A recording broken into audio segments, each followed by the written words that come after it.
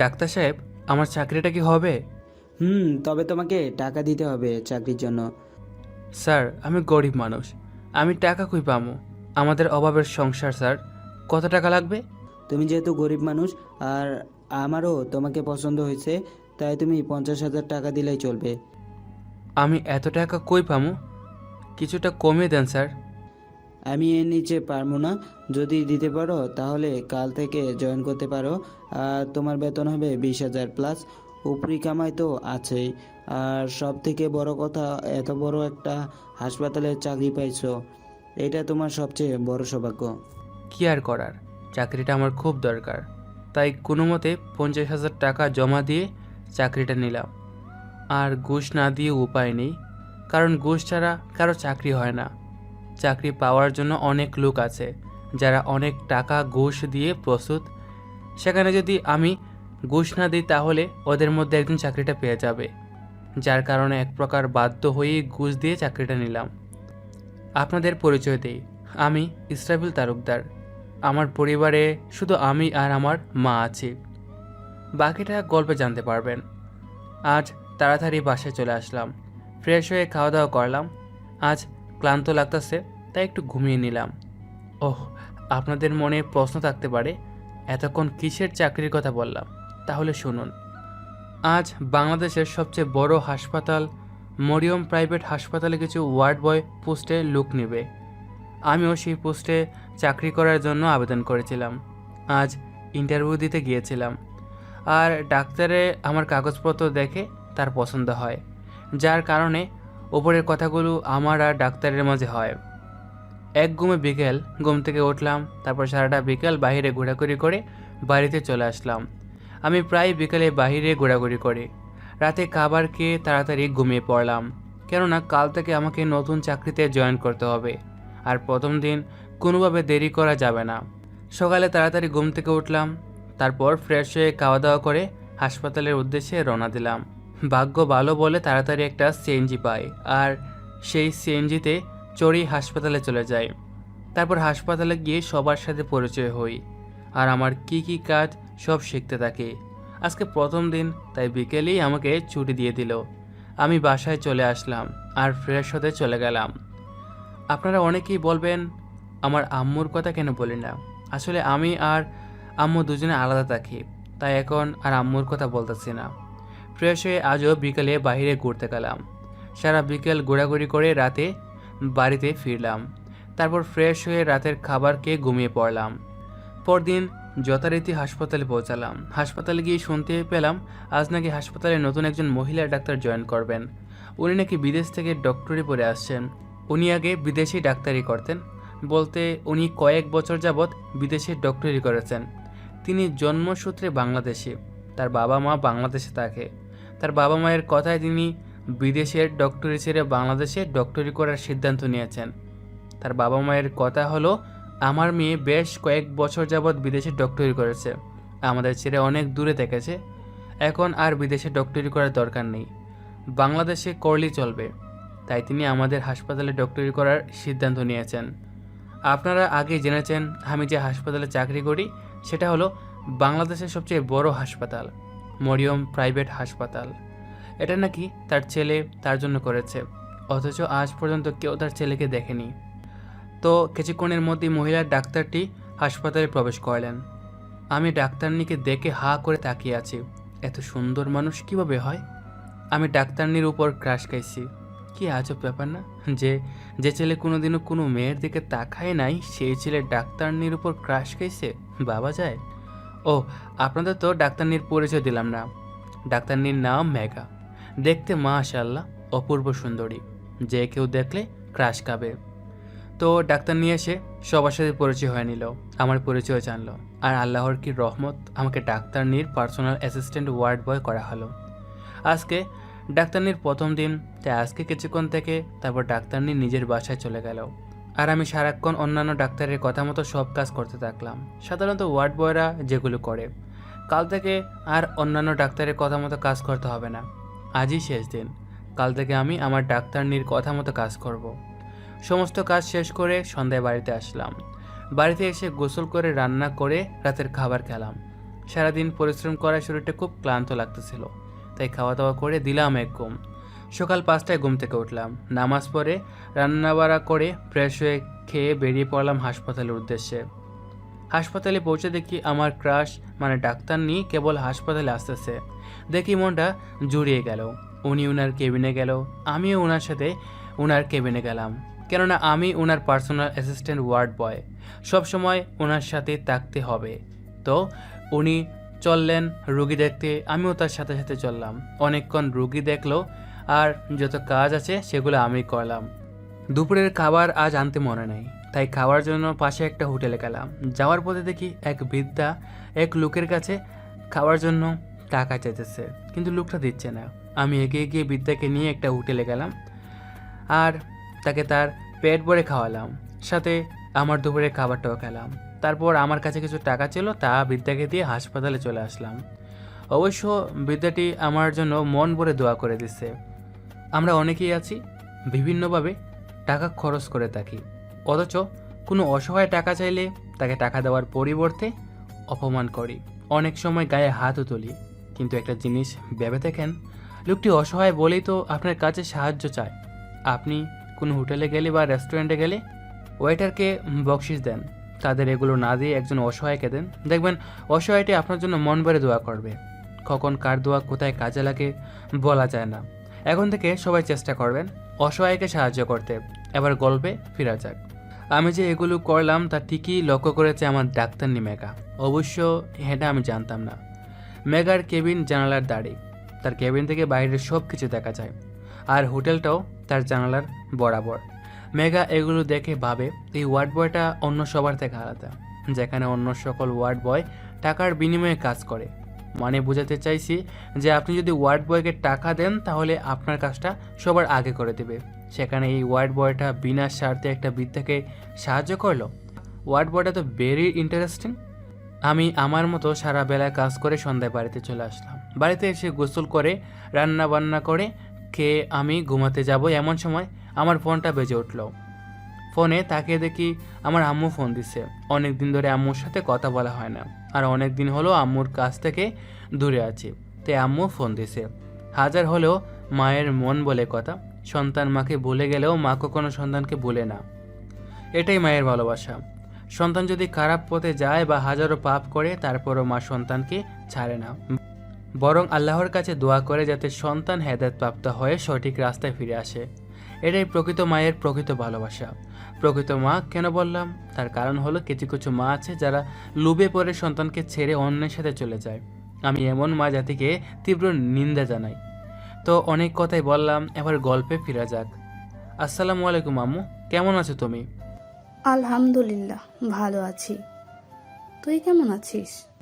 আলহামদুলিল্লাহ। তোমার শরীর ঠিক আছে তো? আর ওষুধ নিয়মিত খাও তো? হ্যাঁ, আর ওষুধ ঠিক মতো খাই। তুই তো আমার খোঁজই নেস না। কবে বাসায় আসবি? আম্মু, আমি খুব ব্যস্ত ছিলাম তাই খোঁজ নিতে পারি নাই। ইনশাল্লাহ আর কয়েকদিন পরই বাড়িতে যাব। এখন অনেক রাত হয়েছে, খাবার খেয়ে ওষুধ খেয়ে ঘুমিয়ে পড়ো, নয়তো আবার শরীর খারাপ করবে। ওকে, আর তুই সাবধানে থাকিস।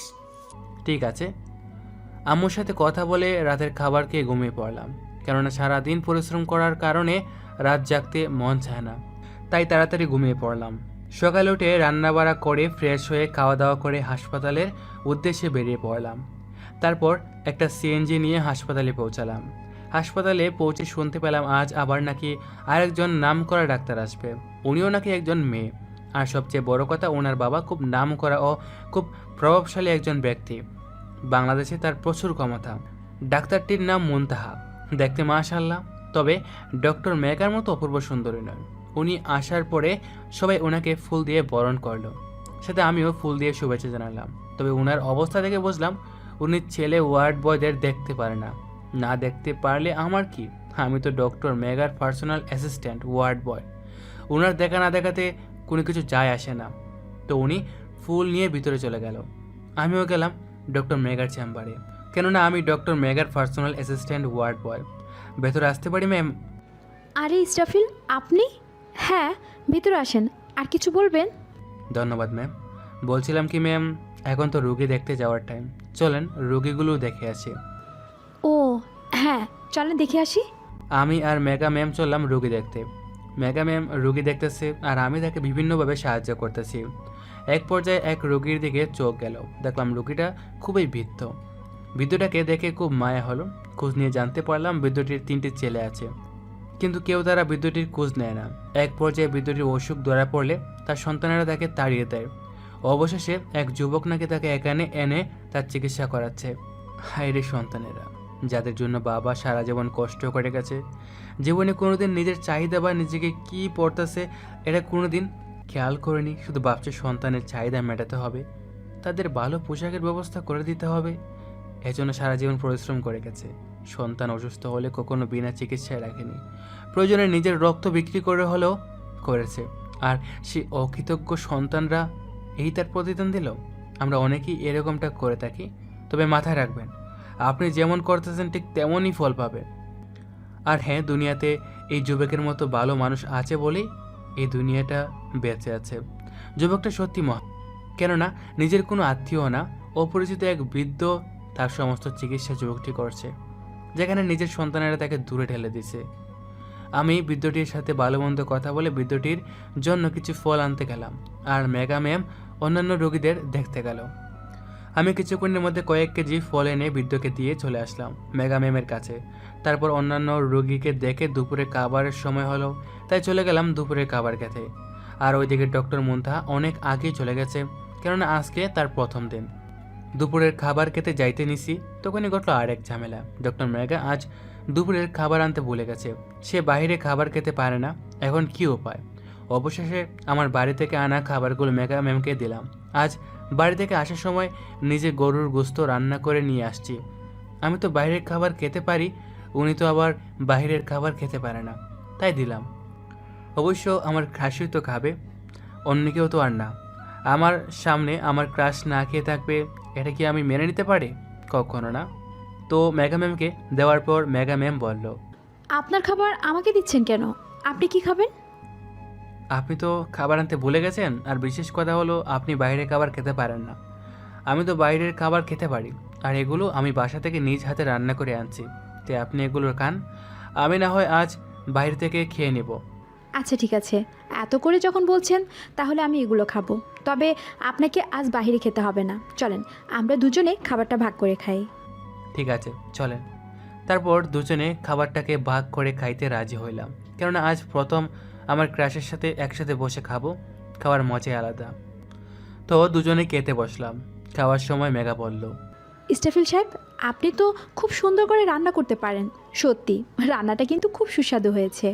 আপনার যে বউ হবে তার সত্যি কপাল ভালো হবে, মাঝে মাঝে আপনার রান্না খেতে পারবে, তার প্রতিদিন রান্না করতে হবে না। ম্যাম আপনাকে ধন্যবাদ, তবে বউ তো আমি আপনাকেই বানাতে চাই, বললাম আস্তে করে। ইস্টাফিল সাহেব, আপনি কি কিছু বললেন? না কিছু না, বললাম তাড়াতাড়ি খাওয়া শেষ করেন, আবার রুগী দেখতে যেতে হবে। করছি। তারপর খাওয়া দাওয়া শেষ করে সারা বিকেল রুগী থেকে সন্ধ্যায় বাড়িতে আসলাম। তারপর গোসল করে রান্না করে ফ্রেশ হয়ে খাওয়া দাওয়া করে প্রতিদিনের ন্যায় আজও ঘুমিয়ে পড়লাম।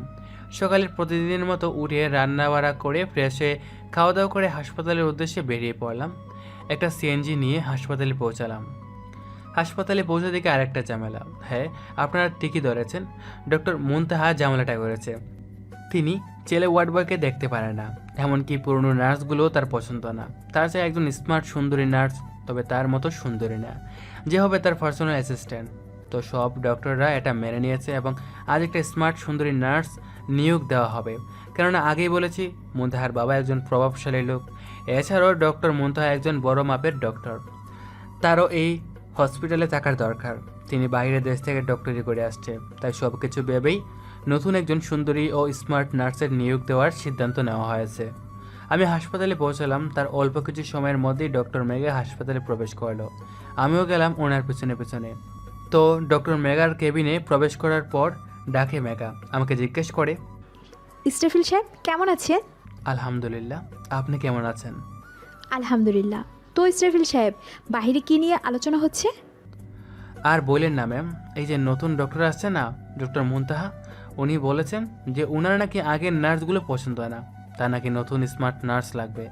তাই মুনতাহা ম্যামের জন্য পার্সোনাল অ্যাসিস্ট্যান্ট স্মার্ট সুন্দরী নার্স নিয়োগ দেওয়া হবে বাহিরে, তাই নিয়ে আলোচনা হচ্ছে।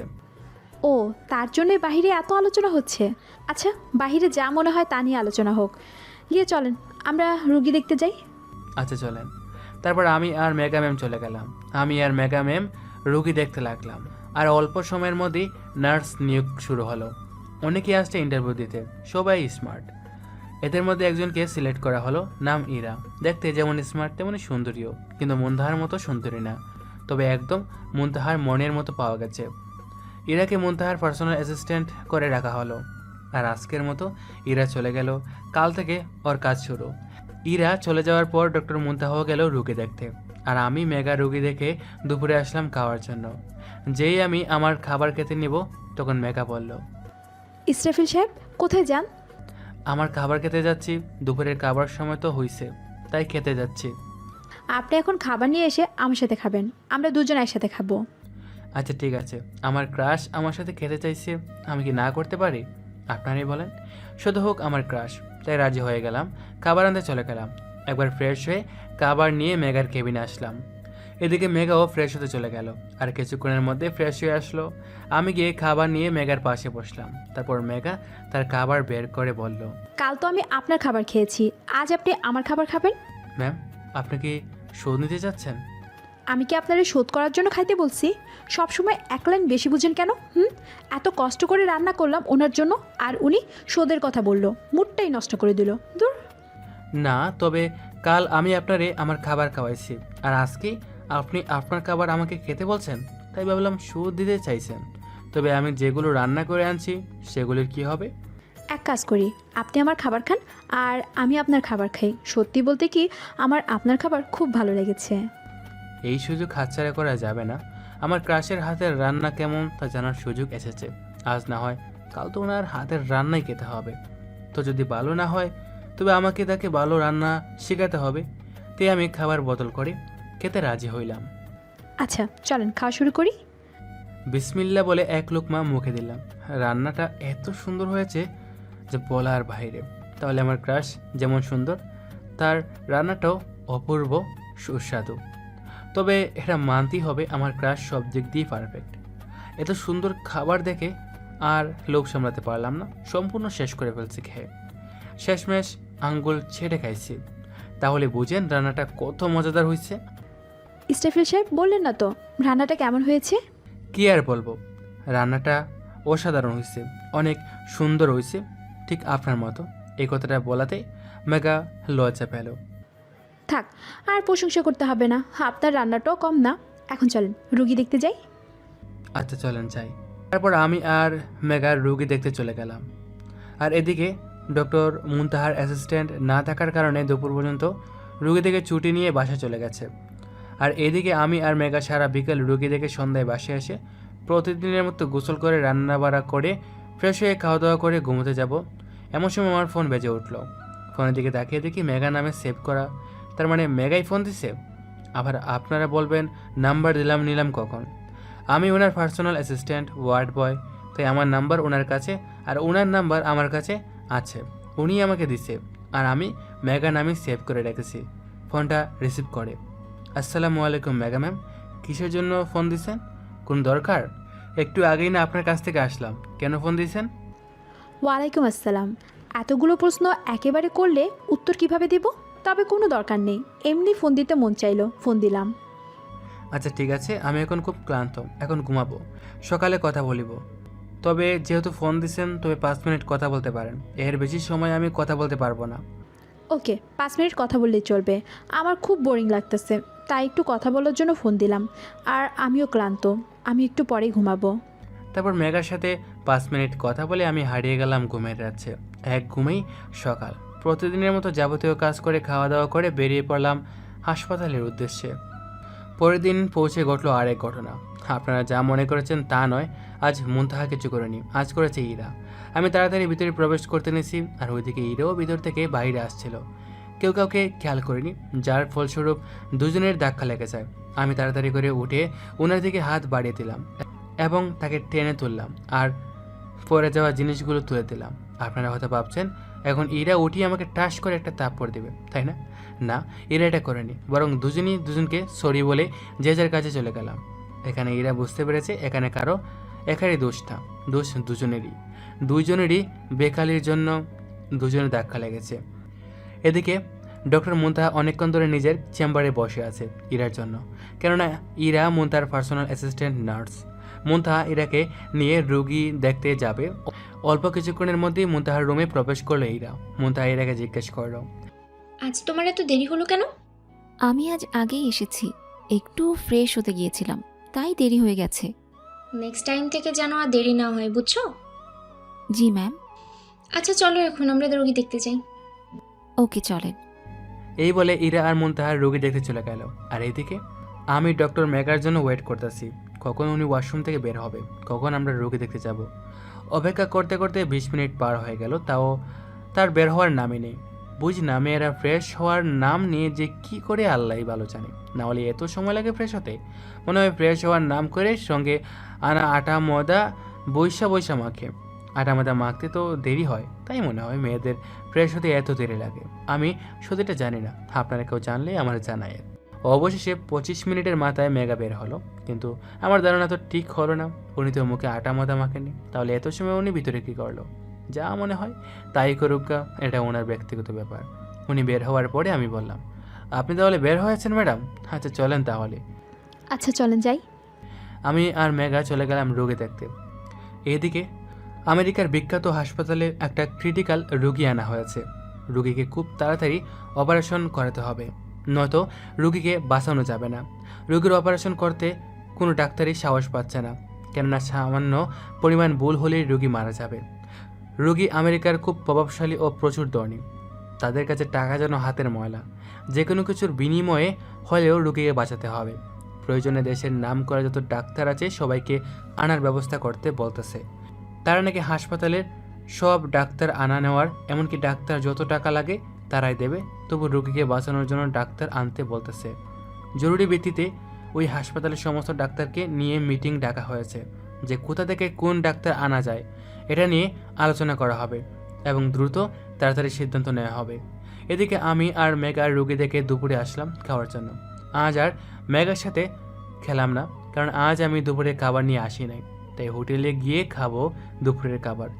হোটেলে খাওয়ার জন্য বের হয়েছি, পেছন থেকে একটা পিচ্চি আঙ্কেল বলে ডাক দিল। আমি পেছনে ঘুরে পিচ্চির দিকে তাকালাম, তাকে দেখে পিচ্চি খুবই ক্ষুধার্ত, মনে হয় দুদিন ধরে কিছু খায় না। আমি পিচ্চিটার কাছে যাওয়ার পর পিচ্চিটা আমাকে বলল, আঙ্কেল আমাকে কিছু টাকা দেন, আমি 2 দিন ধরে শুধু পানি খেয়ে আছি, একটা দানা ভাতও খাইনি। দেখছেন এটুকু পিচ্চি তাও বলে 2 দিন ধরে না খেয়ে আছে। এই বয়সে পিচ্চিরা খেতে চায় না বলে মা থেকে জোর করে খাওয়ায়, আর এই পিচ্চি মাত্র পানি খেয়ে আছে। পিচ্চির কথাটা আমার কলেজে আঘাত করলো। আমি পিচ্চিকে জিজ্ঞেস করলাম, তোর মা বাবা কোথায়? আমার বাবা মা গাড়ি অ্যাক্সিডেন্টে মারা গেছে, আর আমার চাচা চাচিরা আমাকে বাড়ি থেকে তাড়িয়ে দিচ্ছে।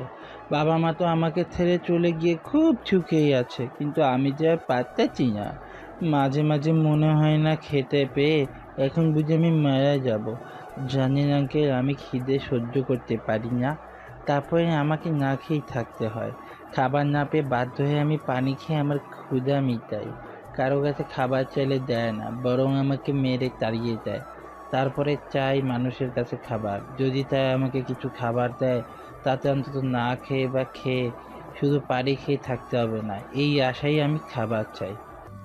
পিচ্চিটার কথায় আমি আর চোখে পানি ধরে রাখতে পারলাম না, অনবরত আমার চোখ থেকে পানি পড়তে থাকলো। এই বয়সে এই পিচ্চিকে কত কষ্ট করে থাকতে হয়। আর শালার পাষাণ মানুষ, পিচ্চিটার মা বাবা মারা গেছে, তার গার্জিয়ান হিসেবে চাচা চাচি তার ভরণ পোষণের দায়িত্ব নেবে, তা না করে তাকে তাড়িয়ে দিছে। এমন মানুষের কি করা উচিত আপনারই বলেন? শুন পিচ্চি, তোর নাম কি? আহাদ। শুন, আজ থেকে তোকে আর না খেয়ে থাকতে হবে না। আজই তোকে ভালো একটা এতিমখানায় ভর্তি করে দিয়ে আসবো, যেখানে তোকে প্রতিদিনই খাবার দেবে, এমনকি তোকে পড়াশোনাও করাবে। তার আগে চল দুজনে পেট ভরে খেয়ে নে। ঠিক আছে আঙ্কেল। তারপর আমি আর পিচ্চি হোটেলে গিয়ে পেট ভরে খেয়ে নিলাম। খাওয়া শেষে পিচ্চিকে নিয়ে একটা শপিং মলে নিয়ে আসলাম। ওর জন্য কিছু জামা কাপড় কিনবো, কয়েকটা জামা কাপড় কিনে আর ওর জন্য কিছু বই কিনে নিয়ে গেলাম এতিমখানায়। তারপর এতিমখানায় ওকে ভর্তি করে সব কিছু ঠিকঠাক করে আমি চলে আসলাম হাসপাতালে। আসার সময় বলে আসছি, আমি মাঝে মাঝে তোকে এখানে দেখতে আসবো, আর তুই মন দিয়ে পড়াশোনা করবি। ও আমাকে আচ্ছা বলে বিদায় দিল। আমার এই কাহিনী আজ একজন দেখেছে, যা আমি জানতাম না। হাসপাতালে পৌঁছানোর পর মেঘা জিজ্ঞেস করলো আমি এতক্ষণ কোথায় ছিলাম। আমি বললাম আমার জরুরি একটা দরকার ছিল, তাই বাড়িতে গিয়েছিলাম। এখন চলেন আমরা রোগী দেখতে চাই। তারপর আমি আর মেঘা রোগী দেখতে গেলাম। সারা বিকাল রোগী দেখে সন্ধ্যায় বাসায় চলে আসলাম। আর বাসায় এসে গোসল করে রান্না করে ফ্রেশ হয়ে খাওয়া দাওয়া করে দিলাম এক ঘুম। এদিকে অনেকক্ষণ মিটিং করেও কোনো ডাক্তারের কোর্স বের করতে পারলো না, কারণ এমন অপারেশন কেউ করতে পারবে না। ওনাদের মধ্যে একজন বলে উঠল, একজন ডাক্তারই এই অপারেশনটা করতে পারবে। উনি এর চেয়ে অনেক কঠিন অপারেশন করতে পারে। উনি বিশ্বের একমাত্র ডাক্তার যে কিনা খুব ভয়ঙ্কর অপারেশনও করতে পারে। তিনি 5 বছর আগেও এর চেয়ে ক্রিটিক্যাল অপারেশন করাইছে। অবশ্য আজ পর্যন্ত তাকে কোনো মিডিয়ার লোক দেখেনি, এমনকি কোনো ডাক্তারও তাকে দেখেনি। উনি সবসময় সার্জিক্যাল মাস্ক পরে অপারেশন করেন এবং অপারেশন শেষে মাস্ক পরেই নিজস্ব হেলিকপ্টার করে চলে যায়। উনি 5 বছর আগে কানাডায় এমন একটা অপারেশন করেছিল। ওইখানে গেলেই ওনার বিষয়ে সমস্ত খোঁজ পাওয়া যাবে। বাকি সব ডাক্তার সিদ্ধান্ত নিল যে অপারেশনটা ওনারে দিয়েই করাবে। এমনকি ওনার বিষয়ে জানার জন্য কয়েকজন ডাক্তার কানাডার উদ্দেশ্যে রওনা হলো। আর এদিকে আমি সকালে ঘুম থেকে উঠলাম, তারপর রান্না করলাম। রান্না করে ফ্রেশ হয়ে খাওয়া দাওয়া করে হাসপাতালের উদ্দেশ্যে রওনা দিলাম। হাসপাতালে গিয়ে শুনি আজ নাকি ডক্টর মেঘা কয়েকদিনের জন্য ছুটি নেবে এবং সে কিছুদিনের জন্য আমেরিকা যাবে। তার মামা নাকি খুব অসুস্থ, তাই সে সেখানে তার মামাকে দেখতে যাবে। ডক্টর মেঘার সাথে ডক্টর মেঘার মা এবং বাবাও যাবে মেঘার মামাকে দেখতে। মেঘা তো একজন ডাক্তার, তাই সেও যাইতে চাইতেছে তার মামার কাছে, এবং আজই নাকি একটু পরই রওনা দেবে আমেরিকার উদ্দেশ্যে। এটা শুনে তো আমার মন খারাপ হয়ে গেল, কেননা সে আমার ক্রাশ। সে চলে গেলে অনেক দিন তাকে দেখতে পাবো না। প্রতিদিন তাকে দেখি, এতে এক প্রকার আনন্দ ও তৃপ্তি পাই। হাজার হোক সে আমার একমাত্র ক্রাশ বলে কথা। যারা ক্রাশ খেয়েছেন তারাই বুঝবেন যে ক্রাশকে প্রতিদিন দেখতে পেলে কতটা আনন্দ লাগে, আর না দেখতে পেলে মনটা কতটা আনচান আনচান করে। একমাত্র তারাই বুঝবেন যারা খেয়েছেন। তো সে যাই হোক, মেঘার যাওয়াটা অবশ্য দরকার। এই সময় ডাক্তার হিসাবে মেঘার ওইখানে যাওয়া উচিত, শুধু ডাক্তারের জন্য না, বাগ্নি হিসেবে যাওয়া উচিত। কিছু সময় পর ডক্টর মেঘা ছুটি নিয়ে হাসপাতাল থেকে ছুটি নিয়ে চলে গেলেন। আমিও চলে গেলাম ছুটির জন্য, কেননা আমি ওনার পার্সোনাল অ্যাসিস্ট্যান্ট, ওয়ার্ড বয়। উনি যদি না থাকে তাহলে আমি এখানে থেকে কি করব। যেহেতু উনি আজ ছুটি নিয়ে গেল, এই মুহূর্তে তো আর ওনার পরিবর্তে কোনো ডাক্তার তো আনতে পারবে না, যার কারণে আজ আমার তেমন কাজ নেই। অবশ্য কাল থেকে কিছুদিনের জন্য মেঘার পরিবর্তে নতুন একটা ডাক্তার আনা হবে। যেহেতু আমি ডক্টর মেঘার পার্সোনাল অ্যাসিস্ট্যান্ট, ওয়ার্ড বয় ছিলাম, তাই কাল থেকে ওনার পরিবর্তে যে ডাক্তার আসবে তারই পার্সোনাল অ্যাসিস্ট্যান্ট, ওয়ার্ড বয় হব। এখন ছুটি নিতে গেলাম। যেহেতু আমাকে যার অ্যাসিস্ট্যান্ট করা হয়েছে সে নাই, আর আমার তেমন কাজও নাই, তাই আমারে ছুটি দিয়ে দিল। শুধু হাসপাতালে থাকলো ডক্টর মুনতাহা, অ্যাসিস্ট্যান্ট নার্স ইরা সহ আরও অনেক ডক্টর। এটা বাংলাদেশের সবচেয়ে বড় হাসপাতাল। এখানে 2-1টা ডাক্তার না থাকলেও কোনো সমস্যা নেই। ডক্টর মুনতাহা আর অ্যাসিস্ট্যান্ট নার্স ইরা গেল রোগী দেখতে, আর আমি ছুটি নিয়ে চলে আসলাম বাড়িতে। আজ ভালো লাগতেছে না, তাই ভাবলাম একটু বৃদ্ধাশ্রম দিয়ে ঘুরে আসি। অনেক দিন ধরে সেখানে যাওয়া হয় না, আজ ভালো লাগতেছে না, তাই বৃদ্ধাশ্রমে যাওয়ার জন্য বের হয়ে গেলাম। অনেকক্ষণ পরে বৃদ্ধাশ্রমে পৌঁছালাম। এখানে অনেক আগেই প্রায় আসতাম, কিছুদিন ধরে এখানে আসা হয় না। এখানে সব বৃদ্ধাদের করুণ কাহিনী আছে। পাষাণ, বেঈমান, অকৃতজ্ঞ সন্তানদের কারণেই আজ তাদের এইখানে থাকতে হচ্ছে। এই বৃদ্ধাদের দেখলে কলেজে ছিঁড়ে যায়, কারণ আজ তাদের থাকার কথা ছিল সন্তানদের সাথে, কিন্তু তাদের থাকতে হচ্ছে বৃদ্ধাশ্রমে। এত কষ্ট বুকে জমা নিয়ে সর্বদা সন্তানের জন্য দোয়া করতেছে যাতে সন্তান সুখে থাকে। হ্যাঁ, পিতামাতারা এমনই, সন্তান হাজারো দুঃখ দিলেও তারা সন্তানের জন্য বদদোয়া না করে আল্লাহর কাছে দোয়া করে যে সন্তান যেন সুখে থাকে। সব সন্তানের উচিত মা বাবার খ্যাদমত করা। পিতামাতার খ্যাদমত করলে আল্লাহ তাআলা খুশি হন, এতে দুনিয়ার জীবন ও মৃত্যুর পরবর্তী জীবন সুখের হয়। আমি সবার সাথে দেখা সাক্ষাৎ করে সবার খোঁজখবর নিয়ে অনেকক্ষণ থেকে তাদের থেকে বিদায় নিয়ে চলে আসলাম বাড়িতে। ওইদিকে কয়েকজন ডাক্তার কানাডায় পৌঁছে জানতে পারলো ডাক্তারের নাম মেহেদি হাসান। তিনি এখন বাংলাদেশেই থাকেন। কোনো ক্রিটিক্যাল অপারেশন করতে হলে তিনিই করেন, শুধু তাকে বললেই তাড়াতাড়ি তিনি চলে আসেন। তাকে আনার জন্য আগে থেকে যোগাযোগ করতে হয় না। তার একটা প্রাইভেট হেলিকপ্টার আছে, সেটা নিয়েই সে চলে আসে। এই যে পাঠক ভাইয়েরা ও বোনেরা, আপনারা আবার বললেন না যে উনি এত বড় ডাক্তার, তারপরও ওনাকে বলার সাথে সাথে কিভাবে চলে আসবে? আর যেহেতু উনি অনেক বড় ডাক্তার, সেহেতু উনি কিভাবে এত ব্যস্ততার মধ্যে আসবে? বড় বড় ডাক্তাররা ব্যস্ত থাকবে, এটা স্বাভাবিক। ব্যস্ত থাকলে তো আর ফোন দেওয়ার সাথে সাথেই তো আসার কথা না, তাই না? সবার উত্তর, উনি একজন বড় ডাক্তার ঠিক, ওনার টাকা পয়সার অভাব নেই, উনি শুধু ক্রিটিক্যাল অপারেশন করান, তাছাড়া তিনি অন্য কোনো রোগী দেখেন না। তাই তাকে ফোন দেওয়ার সাথে সাথেই সে চলে আসে। ডাক্তাররা নাম আর নাম্বার নিয়ে আমেরিকা চলে আসলো। তারপর তাদের হেডকে ডাক্তারের নাম জানালো এবং ডাক্তারের নাম্বার দিল। ওইদিকে ডক্টর মেগা হাসপাতাল থেকেই যাই মা বাবাকে নিয়ে আমেরিকা যাওয়ার জন্য বেরিয়ে পড়েছে। যেহেতু আগেই খবর পাইছে তার মামার অসুস্থতার, তাই তাদের জিনিসপত্র আগে থেকেই গুছিয়ে রাখছে। এতক্ষণ শুধু ছুটি নেওয়ার জন্য অপেক্ষা করছে, আর ছুটি নিয়েই বেরিয়ে পড়েছে আমেরিকার উদ্দেশ্যে। মেগার মামা প্রচুর ধনী, তাই তারা মেগার যাবে বলে মেগাদের জন্য একটা প্রাইভেট হেলিকপ্টার পাঠিয়ে দিচ্ছে। এটাতে করেই মেগারা আমেরিকার উদ্দেশ্যে রওনা হলো।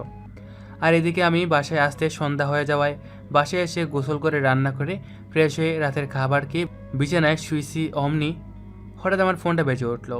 তাকে দেখি আমার বন্ধু মাসুদ ফোন দিছে। মাসুদ আর আমি বেস্ট ফ্রেন্ড, অবশ্য আরেকজন আছে, সেটা আপনারা গল্পের মাঝেই জানতে পারবেন। মাসুদের ফোনটা ধরে ওকে সালাম দিলাম। আমি যে কেউ ফোন দিলে বা কাউকে আমি ফোন দিয়ে প্রথমে সালাম দিই, সে ছোটো হোক বা বড় হোক, সবাইকে। আসসালামু আলাইকুম মাসুদ, কেমন আছিস দোস্ত? কী খবর তোর? আলহামদুলিল্লাহ ভালো আছি। তুই কেমন আছিস? আর মোটামুটি সবই ভালো আছে। তোর কি খবর? আলহামদুলিল্লাহ, আমিও ভালো আছি, আর আমারও সবই ভালো আছে।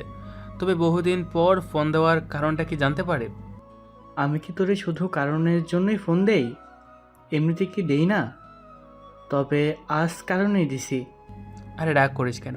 আমি জানতাম তুই নিশ্চয়ই কারণেই ফোন দিছিস। বল কারণটা কি? কোনো মেয়ের জন্য ফোন দিয়েছিস? আরে না, কোনো মেয়ের জন্য না। তুই কালই আমেরিকা চলে আয়, খুব ইমার্জেন্সি একটা কাজ করতে হবে। এক্ষুনি তুই রওনা দে, আমি তোর জন্য সব কিছু রেডি করছি। আচ্ছা, আমি এখন রওনা দিতেছি।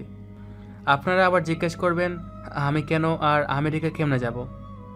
আমি তো গরিব, তাই তো? না, আমি গরিব না, আমি সেই টপ ডাক্তার। এখানে আমার ওয়ার্ড বয় হওয়ার কারণ গল্পের সাথে থাকেন, তাহলে জানতে পারবেন। আর মাসুদ যে ফোন দিছিল সেও একজন বড় ডাক্তার। তো আমি রেডি হয়ে চলে আসি এয়ারপোর্টে। আপনারা আবার বলবেন আমি তো প্রাইভেট হেলিকপ্টার ছাড়া যাতায়াত করি না, তাহলে এয়ারপোর্টে কেন? হ্যাঁ, আজ আমি বিমানে যাবো। অনেক দিন ধরে বিমানে যাতায়াত করি না। মাসুম অনেক বড় ডাক্তার হওয়ায় ওর কথায় আমার জন্য ইমার্জেন্সি একটা বিমানের টিকিট দিছে, আর আমি টিকিট নিয়ে নিজের সিটে গিয়ে বসলাম। বিমান আমেরিকার উদ্দেশ্যে রওনা হলো। ওইদিকে মেগা ও তার পরিবারের সবাই আমেরিকায় পৌঁছে সরাসরি মেগার মামা যে হাসপাতালে ভর্তি হয়েছে সেই হাসপাতালে পৌঁছে গেছে। মেগা কাউন্টার থেকে ওর মামার রুম নাম্বার জেনে নিল, যে রুমে ওর মামা ভর্তি আছে। তারপর মেগা ও ওর পরিবার সেখানে গেল। সেখানে গিয়ে দেখে ওর মামি বাহিরে বসে কান্না করতেছে। মেগা ও মেগার পরিবার মেগার মামির কাছে গেল। ওনারা মেগার মামিকে সান্ত্বনা দিতে থাকলো, আর মেগা চলে গেল ডাক্তারের সাথে কথা বলতে। এদিকে রাত 11টা বিমান আমেরিকার বিমানবন্দরে ল্যান্ড করলো। আমাকে রিসিভ করতে মাসুদ আসছে। আমি মাসুদের সাথে চলে গেলাম। মাসুদ যেখানে থাকে সেখানে। দীর্ঘ জার্নি করার কারণে খুব ক্লান্ত, তাই বাসায় গিয়ে ফ্রেশ হয়ে খাওয়া দাওয়া করে ঘুমিয়ে পড়লাম। মেগা ডাক্তারের সাথে কথা বলে জানতে পারলো যে তার মামার অপারেশনের জন্য টপ ডাক্তারকে আসতে বলা হয়েছে, আর তিনি খুব শীঘ্রই আসছেন। আর এইদিকে মরিয়ম প্রাইভেট হাসপাতালের ডক্টর মুনতাহা আর তার অ্যাসিস্ট্যান্ট নার্স ইরা সারাদিন রোগী দেখে রাতে বাড়িতে গেছে। আজ ডক্টর মুনতাহার অনেক রোগী দেখতে হয়েছে। ডক্টর মেগার রোগীগুলোকেও আজ মুনতাহার দেখতে হয়েছে, তাই আজ একটু বেশি দেরি হয়েছে। কাল একজন ডাক্তারকে কয়েকদিনের জন্য আনা হবে ডক্টর মেগার অনুপস্থিতিতে রোগী সেবা দেওয়ার জন্য। আজ এই বিষয় নিয়ে হাসপাতালের ম্যানেজার আলোচনা করেছে। আজ 7 বছর পর দেশে আসছে মনির। 7 বছর আগে এই দেশ ছেড়ে আমেরিকা গিয়েছিল মনির। বর্তমানে মনির কানাডার নামকরা হাসপাতাল পপুলার হাসপাতালে ডাক্তারি করছে। বাবা মায়ের জোড়াজুড়িতে কয়েকদিনের জন্য এই দেশে আসছে, কিছুদিন পর আবার চলে যাবে। পরিবার সবার সাথে বা বিনিময় করে নিজের রুমে গিয়ে শুয়ে পড়ল মনির। এদিকে আমি রাতে মাসুদকে আমার আসার বিষয়টি কনফার্ম করতে বলছি। মাসুদও আমার কথা মতো ওনাদের কনফার্ম করে দিছে।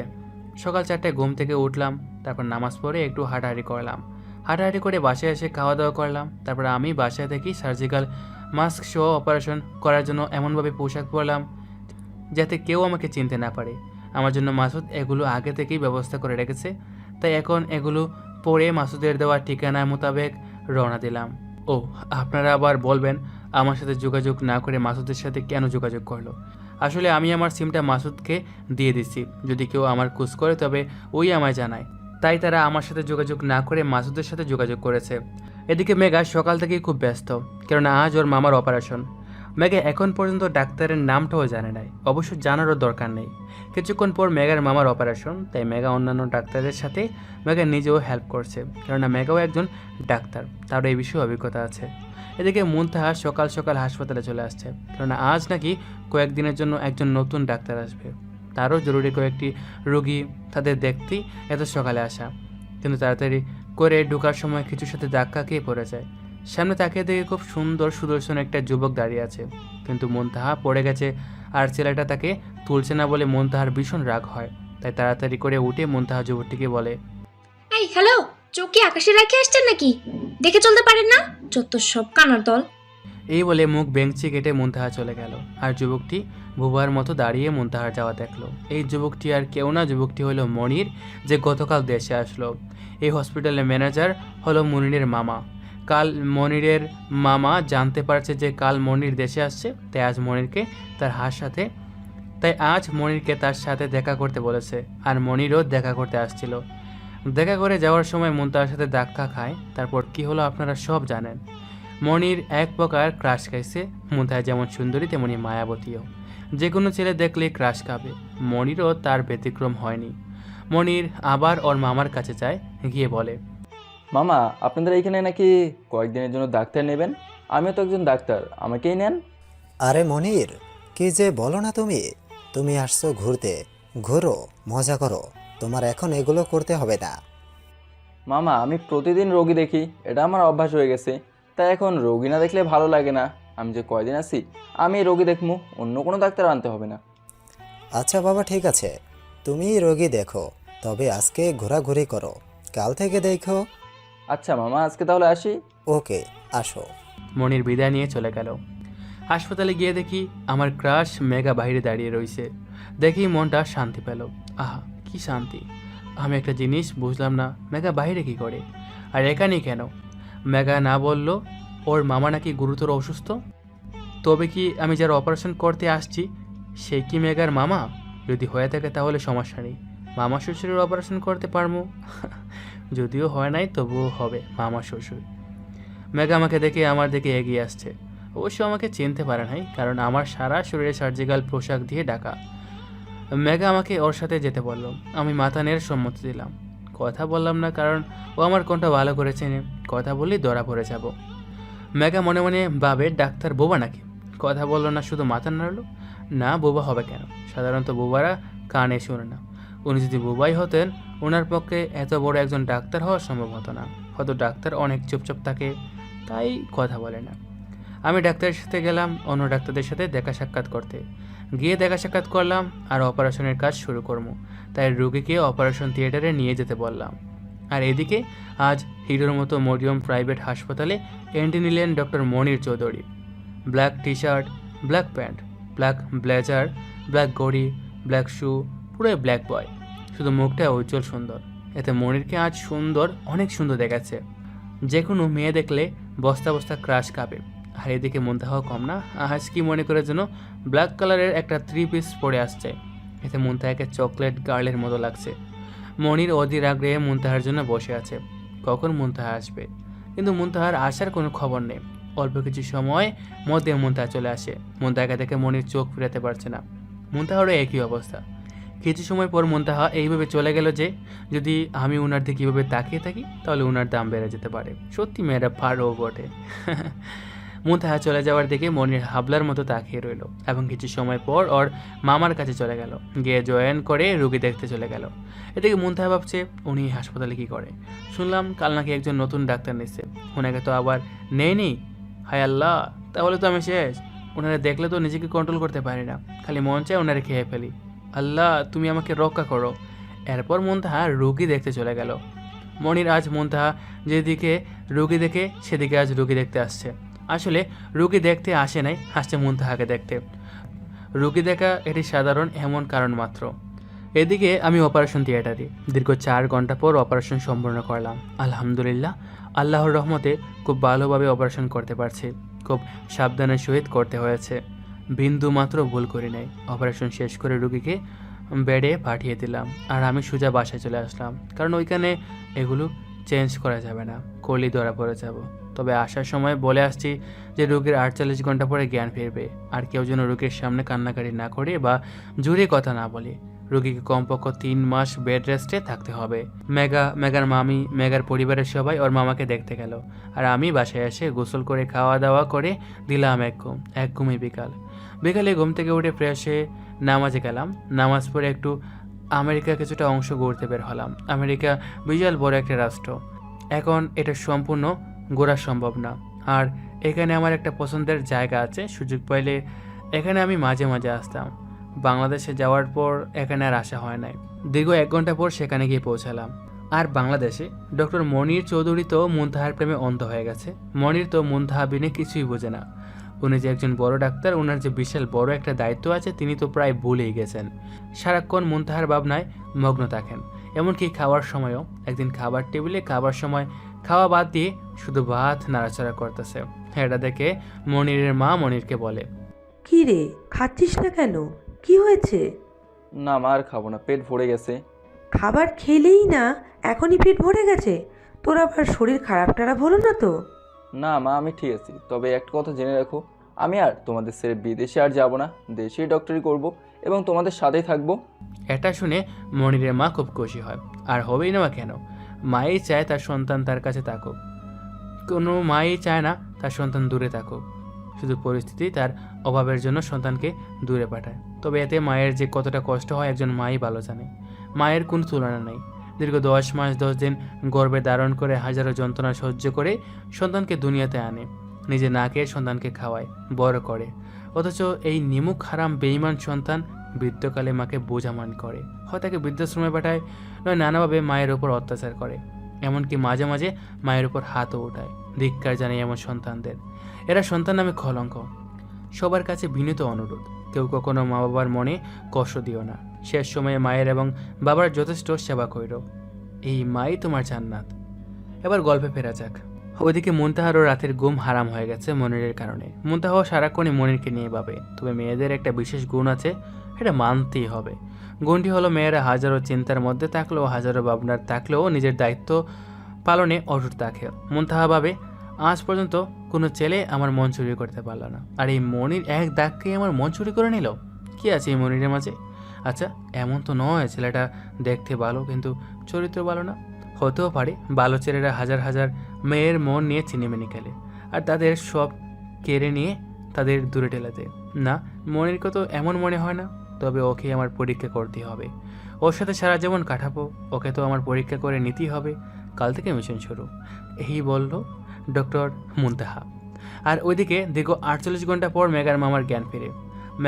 মেগার মামি, মেগার পরিবার যায় মেগার মামার সাথে দেখা করতে।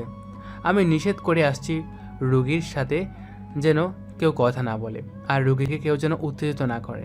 আর মেগাও একজন ডাক্তার, তাই সেও কাউকে কথা বলতে দেয় নাই। সবাই শুধু দেখে চলে আসছে।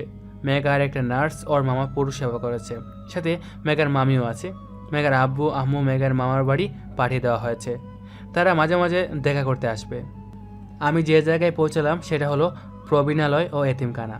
এখানে প্রবীণ ও এতিমরা একসাথে থাকে, তাই এটার নাম করা হয়েছে প্রবীণালয় ও এতিমখানা। প্রবীণ ও এতিমখানা একসাথে করার সুবিধা হলো প্রবীণদের থেকেও কেউ নেই, আর এতিমদের তো এমনিতেই নেই। প্রবীণরা যাতে এতিমদের পেয়ে নিজের সন্তানদের ভুলে থাকতে পারে, আর এতিমরা যাতে কিছুটা হলেও বাবা মায়ের ভালোবাসা পেতে পারে, তার জন্যই প্রবীণালয় ও এতিমখানা একসাথে করা হয়েছে। আমার এখানে খুব ভালো লাগে, এদের দেখলেই মনটা জুড়িয়ে যায়। এরা যে এতিম এদের দেখলে বোঝা যায় না কত আনন্দের দিন কাটায় এরা। পাড়াপাড়ি হাসাহাসি, খেলাধুলা আর মাঝে মাঝে পড়াশোনা করে এদের সুখে দিন কেটে যাচ্ছে। আর দেখলে মনে এক প্রকার তৃপ্তি আসে যা বলে বোঝানো যাবে না। আমি ওদের সাথে অনেকক্ষণ কাটিয়ে খাবারও টাকা পয়সা দিয়ে চলে আসলাম। আর এদিকে বাংলাদেশে মনির আজ যে করি হোক মুনতাহার সাথে কথা বলবি বলে সিদ্ধান্ত নেয়। কিন্তু মুনতাহা তো আজ মনিরকে পরীক্ষা করবে বলে ঠিক করেছে। মুনতাহা আজ অনেক প্ল্যান করেছে মনিরকে পরীক্ষা করার জন্য। এর জন্য ও সাহায্য নেবে ওর অ্যাসিস্ট্যান্ট নার্স ইরাও তো অনেক সুন্দরী আর স্মার্ট একটা মাইয়া, যে কোনো ছেলেকে অল্প সময়ে ঘায়াল করতে পারে। ইরা এতটা সুন্দর। তাছাড়া ইরার বর্ণনা আগে দিছি, তাই এখন আর বেশি দিলাম না। মুনতাহা ইরাকে এই জন্য ব্যবহার করবে, যদি মনির মেয়েবাজ হয় তাহলে সে ইরার সাথে রিলেশন করতে রাজি হবে, আর যদি তা না হয় তাহলে মনির রাজি হবে না। তখন মুনতাহাই মনিরকে প্রপোজ করবে এবং খুব তাড়াতাড়ি তারা বিয়ে করে নেবে। মুনতাহা রাতে ইরাকে বুঝিয়ে বলেছে। ইরা কিছুতেই রাজি হচ্ছিল না, অনেক রিকোয়েস্ট করার পর রাজি হয়েছে। এতদিনে ইরা আর মুনতাহার মধ্যে বন্ধুত্বের সম্পর্ক তৈরি হয়েছে। আর এদিকে আমি রাতে বাসায় ফিরে আসি, এসে মাসুদকে বলি, মাসুদ আমি কালকেই বাংলাদেশ ফিরে যাব, তুই সব কিছুর ব্যবস্থা কর। আর কয়দিন থেকে যা, তুই তো আসিসই না, অনেক ব্যস্ত মানুষ। আর কয়দিন আমার সাথে থেকে যা। না রে বন্ধু, আর থাকতে পারবো না, আমার কালই চলে যেতে হবে। তুই বাংলাদেশে যাইস, তোর নিয়ে সারা বাংলাদেশ ঘুরমু। তুই এখন আমি যে কাল যাবো তার ব্যবস্থা কর। আচ্ছা করতেছি, তুই এখন খাওয়া দাওয়া করে রেস্ট নে, আমি সব কিছুর ব্যবস্থা করতেছি। ওকে। মাসুদ চলে গেল সব কিছুর ব্যবস্থা করতে, আর আমি চলে গেলাম ফ্রেশ হতে। ফ্রেশ হয়ে খাওয়া দাওয়া করে দিলাম এক ঘুম। এদিকে মেঘা সবসময় ওর মামার খেয়াল রাখছে, বারবার সব কিছু চেক করছে। মাঝে মাঝে মেঘার মামি মেঘার মামাকে খাওয়াচ্ছে, মাঝে মাঝে মেঘার মা বাবাও মেঘার মামাকে এসে দেখে যায়। এত ব্যস্ততার মধ্যেও মেঘা আমাকে প্রায় ভুলেই গেছে। হঠাৎ মেঘার ফোনে একটা সিম কোম্পানির মিনিট অফারের একটা মেসেজ আসে। মেসেজের শব্দে মেঘার ফোনের দিকে তাকায়, আর কি মেসেজ এসেছে সেটা দেখার জন্য মেঘা ফোন হাতে নেয়। মেসেজ পড়ে দেখে সিম কোম্পানির মিনিট অপারেটর দেখে মেঘা বিরক্ত হয়, তবে মেসেজ অপশন থেকে বের হতেই মেঘার আমার কথা মনে হয়। মেঘা ভাবে আজ কতদিন হলো ইসরাফিলের খোঁজ নেওয়া হয় না, কেমন আছে আল্লাহ ভালো জানে, দেখি একটু ফোন দিয়ে কেমন আছে। এই ভেবে মেঘা আমাকে ফোন দিল। আমি কেবল খাওয়া দাওয়া করে ঘুমালাম, অমনি আমার ফোনটা বেজে উঠলো। শালার কি একটা ডিস্টার্ব, এই ফোনের জ্বালা একটু শান্তি মতো ঘুমাতেও পারি না, জাস্ট অসহ্য। অনেক বিরক্ত নিয়ে ফোনটা হাতে নিলাম, কিন্তু ফোনটা হাতে নেওয়ার সাথে সাথে সমস্ত বিরক্ত নিয়ে মিশিয়ে দাও, কারণ আমার ক্রাশ মেঘা আমাকে ফোন দিছে। কতদিন ধরে মেঘার সাথে কথা বলে না, যাক আজ একটু কথা বলি, এইভাবে ফোনটা রিসিভ করলাম। আসসালামু আলাইকুম ম্যাডাম, কেমন আছেন? ওয়ালাইকুম আসসালাম, আলহামদুলিল্লাহ ভালো আছি। আপনি কেমন আছেন ইসরাফিল সাহেব? আছি মোটামুটি আলহামদুলিল্লাহ। আপনার কি খবর? আর উইকেন্ডে যাই তো আমারে ভুলেই গেছে, কোনোদিন তো ফোনও দিলেন না। আর বললেন না ইসরাফিল সাহেব, মামার এই অপারেশনের কারণে খুব ব্যস্ত ছিলাম, তাই খোঁজ নেওয়া হয়নি। ও আচ্ছা, তা আপনার মামা এখন কেমন আছে? আছে মোটামুটি আগের থেকে ভালো, আল্লাহর রহমতে অপারেশনটা খুব ভালোভাবে সম্পন্ন হয়েছে। আলহামদুলিল্লাহ, যাক তাহলে কোনো সমস্যা হয় নাই। আপনি কবে আসবেন? কোনো সমস্যা হয়নি, আমি কয়েকদিন পরেই চলে আসব। আচ্ছা তাহলে আইসেন, আর নিজের খেয়াল রাখেন। আমি এখন ঘুমাবো, গুড নাইট। ওকে, গুড নাইট। তারপর মেঘা ফোন কেটে দিল, আর আমি দিলাম এক ঘুম। পরদিন সকালে আমি আমেরিকা বিমানবন্দরে, আমাকে বিদায় দিতে আমার সাথে মাসুদ আসছে। অল্প সময়ের মধ্যে বিমানটি বাংলাদেশের উদ্দেশ্যে রওনা দেবে। আমি মাসুদকে বিদায় জানিয়ে বিমানে গিয়ে আমার সিটে গিয়ে বসলাম। অল্প কিছু সময়ের মধ্যে বিমানটি বাংলাদেশের উদ্দেশ্যে রওনা হলো। আমি কানে ইয়ারফোন লাগিয়ে গান শুনতে লাগলাম। এদিকে বাংলাদেশে আজ ইরা মুনতাহার কথা মতো কাজ করার প্রিপারেশন নিচ্ছে। ও আগে থেকেই প্ল্যান করছে আজ ওকে কি করতে হবে। আজ ঘুম থেকে উঠতে অনেক দেরি হয়ে যায় মনিরের। ও আজ স্বপ্ন মুনতাহাকে নিয়ে হানিমুনে যায় সাজেক। ও স্বপ্নে আজই মুনতাহাকে বিয়ে করেছে। ওর ইচ্ছা হানিমুনে যায় বাসর করব। তাই ওর বিয়ের দিনই মুনতাহাকে নিয়ে হানিমুনে যায় মনির। চারদিকে কি সুন্দর প্রকৃতি, তার মাঝে আজ মনির বিয়ে করেছে। আজ ঘুম থেকে উঠতে অনেক দেরি হয়ে যায় মনিরের। ও আজ স্বপ্নে মুনতাহাকে নিয়ে হানিমুনে যায় সাজেক। ও স্বপ্নে আজই মুনতাহাকে বিয়ে করেছে। ওর ইচ্ছা হানিমুনে যায় বাসর করব। তাই ওর বিয়ের দিনই মুনতাহাকে নিয়ে হানিমুনে যায় মনির। চারদিকে কি সুন্দর প্রকৃতি, তার মাঝে আজ মনির বিয়ে করেছে, তাও আবার মনের মানুষকে। কি যে আনন্দ লাগছে মনিরের, তা বলে বোঝাতে পারবে না। অল্প কিছু সময়ের মধ্যে কিছু পার্লারের মেয়েরা সাজিয়ে দিয়ে গেল। একটা গড়ে মুনতাহাকে রেখে মেয়েগুলো চলে গেল। মনিরের অপেক্ষা না করে সরাসরি ওই ঘরে ঢুকে পড়ল। মুনতাহা যখনই মনিরকে সালাম করতে যাবে, মনির মুনতাহাকে কুলে তুলে কাটে ফেলে দেয়। তারপর মনির ধীরে ধীরে মুনতাহার দিকে এগিয়ে যায় বাসর করার জন্য। কেবলই মনির মুনতাহাকে লিপ কিস করতে যাবে, অমনি ওর মায়ের ডাক। ওর মায়ের ডাকে ঘুমটা ভেঙে যায়। আহারে, বেচারা বাসরটাও করতে পারল না। এক রাশ বিরক্তি নিয়ে মনির ঘুম থেকে উঠল। তারপর ফ্রেশ হয়ে খাওয়া দাওয়া করে বের হলো হাসপাতালের উদ্দেশ্যে। আজ 4 দিন হলো মেঘার মামার জ্ঞান ফিরেছে। মেঘা সর্বোচ্চ দিয়ে মেঘার মামার সেবা করেছে। সাথে একটা নার্স ও মেঘার মামি মেঘাকে সাহায্য করেছে। মেঘার সেবায় মেঘার মামা কিছুটা সুস্থ, আর কিছুদিনের মধ্যেই মেঘার মামা সম্পূর্ণ সুস্থ হয়ে যাবে আশা করা যাচ্ছে। আমি দীর্ঘ 3 ঘন্টা পর বাংলাদেশ বিমানবন্দরে এসে পৌঁছালাম। সেখান থেকে সোজা আমার বাসায় চলে আসলাম। এসে ফ্রেশ হয়ে খাওয়া দাওয়া করে দিলাম এক ঘুম। আসার সময় খাবার কিনে নিয়ে আসছিলাম, তাই খেলাম। জার্নি করার কারণে ক্লান্ত, তাই ঘুমালাম। কাল থেকে আবার জয়েন করবো হাসপাতালে। তবে আমেরিকা যাওয়ার সময় ম্যানেজারের কাছ থেকে ছুটি নিয়েছিলাম। আমার এক আত্মীয়র অসুস্থ আর আমার যাওয়াটা খুব ইমার্জেন্সি এটা বলে। মেগার ছুটি থাকায় আমারও ছুটি দিতে কোনো অসুবিধা হয়নি, কারণ আমি মেগার পার্সোনাল অ্যাসিস্ট্যান্ট ওয়ার্ড বয়, তাই কোনো সমস্যা হয়নি। অন্যথায় সমস্যা হতো। আজ মুনতাহা আগেই আসছে হাসপাতালে লুকিয়ে লুকিয়ে মনিরকে ফলো করতে। আজ মনিরকে ফলো করে দেখবে যে মুনতাহা মনিরের যোগ্য কি না, নাকি ও কোনো মেয়েবাজ। তবে মুনতাহার বিশ্বাস মনির কোনো মেয়েবাজ না। দেখা যাক মুনতাহার বিশ্বাস কতটুকু সত্যি হয়। মনির মুনতাহার কথা ভাবতে ভাবতে হাসপাতালে ঢুকছিল, আর ইরা যেন কি কাজে একটু বাইরে যাচ্ছিল। মনিরকে দেখে ইরার প্রাণের কথা মনে পড়ল। ইরা ইচ্ছে করে মনির সাথে ধাক্কা খেল। মনির ইরাকে সরি বলে চলে গেল, কিন্তু ইরাকে তুলল না। অবশ্য এটা মুনতাহা দূরে থেকে দেখেছিল। মুনতাহার অনেক জল ছিল, সব মেয়েরই জলে। তার প্রিয় মানুষের সাথে অন্য মানুষ ধাক্কা খেলে। মুনতাহার ইচ্ছে করছিল ইরাকে খেয়ে ফেলতে, কিন্তু মুনতাহা তো মনিরকে পরীক্ষা করার জন্যই তো ইরাকে দিয়ে এসব করাচ্ছে। তবে মুনতাহা এইটুকু বুঝতে পারলো মনিরের মেয়ের প্রতি লোভ নেই, না হলে এতক্ষণে ইরাকে পটানোর চেষ্টা করতো। এইভাবে মুনতাহা শান্তি পেল। ইরাও বুঝতে পারলো মনির অন্য সকল ছেলেদের মতো না, ওই মুনতাহার জন্যই পারফেক্ট। তবে মনির মুনতাহাকে ভালোবাসে কিনা আমি জানবই, এইটা বলল ইরা। মনির সরাসরি হাসপাতালের ভিতরে চলে যায়, গিয়ে মুনতাহার খোঁজ করতে থাকে। কিন্তু আজ মুনতাহাকে মনির খুঁজে পায় না, কারণ আজ মুনতাহা মনিরকে লুকিয়ে লুকিয়ে ফলো করছে। মনির মুনতাহাকে খোঁজার জন্য মুনতাহার যেদিকে রোগী দিকে সেদিকে যায়, কিন্তু হঠাৎ ইরা এসে মনিরকে প্রপোজ করে। এমনিতেই মুনতাহাকে খুঁজে পাচ্ছে না, তার মধ্যে আবার অতিরিক্ত ঝামেলা। তাই মনির একটা চর মারে, আর মনির বলতে থাকে, একটা কথা শুনে রাখো, আমি মুনতাহাকে প্রথম যেদিন দেখেছি সেদিনই মুনতাহার এই মনে জায়গা দিয়ে ফেলছি। এই মনের আনাচে কানাচে শুধু মুনতাহার বসবাস। আমার সমস্ত ভাবনা জুড়েই এখন শুধু মুনতাহা। যদিও আমাকে তোমার মনের কথা জানার অধিকার আছে, কারণ তুমি একজন স্বাধীন নাগরিক। তোমার একজনকে ভালো লাগতেই পারে, তবে তোমাকে চর মারা আমার উচিত হয়নি। আসলে আমি অনেকক্ষণ ধরেই মুনতাহাকে খুশি পাচ্ছি না, তাই মেজাজটা খারাপ হয়ে আছে।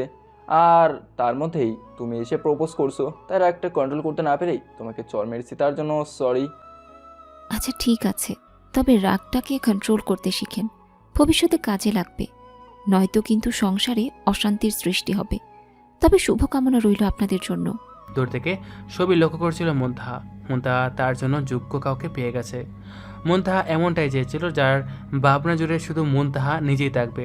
মুনতাহা তার মনের মানুষকে পেয়ে গেছে, আর সেটা হলো মুনতাহা সিদ্ধান্ত নিল আজই মনিরকে প্রপোজ করে মনিরকে নিজের করে নিব, নয়তো কোনো ডাইনি এসে জাদুমন্ত্র করে মনিরকে বশ করে নিতে পারে। তাছাড়া আমরা দুজনের প্রতিষ্ঠিত, এখানে কেউ কোনো সমস্যা করতে পারবে না। মুনতাহা সরাসরি একটা ফুল নিয়ে সরাসরি মনিরের সামনে প্রপোজ করে বলে, জীবনে ভালোবাসা কি এইটা আমি বুঝি না, আর কেমনে হয় সেটাও আমি জানি না। তবে আমার সারাটা ভাবনা জুড়েই শুধু তুমি ছাড়া কিচ্ছু ভাবতে পারি না। তুমি আমার রাতের ঘুম কেড়ে নিছো।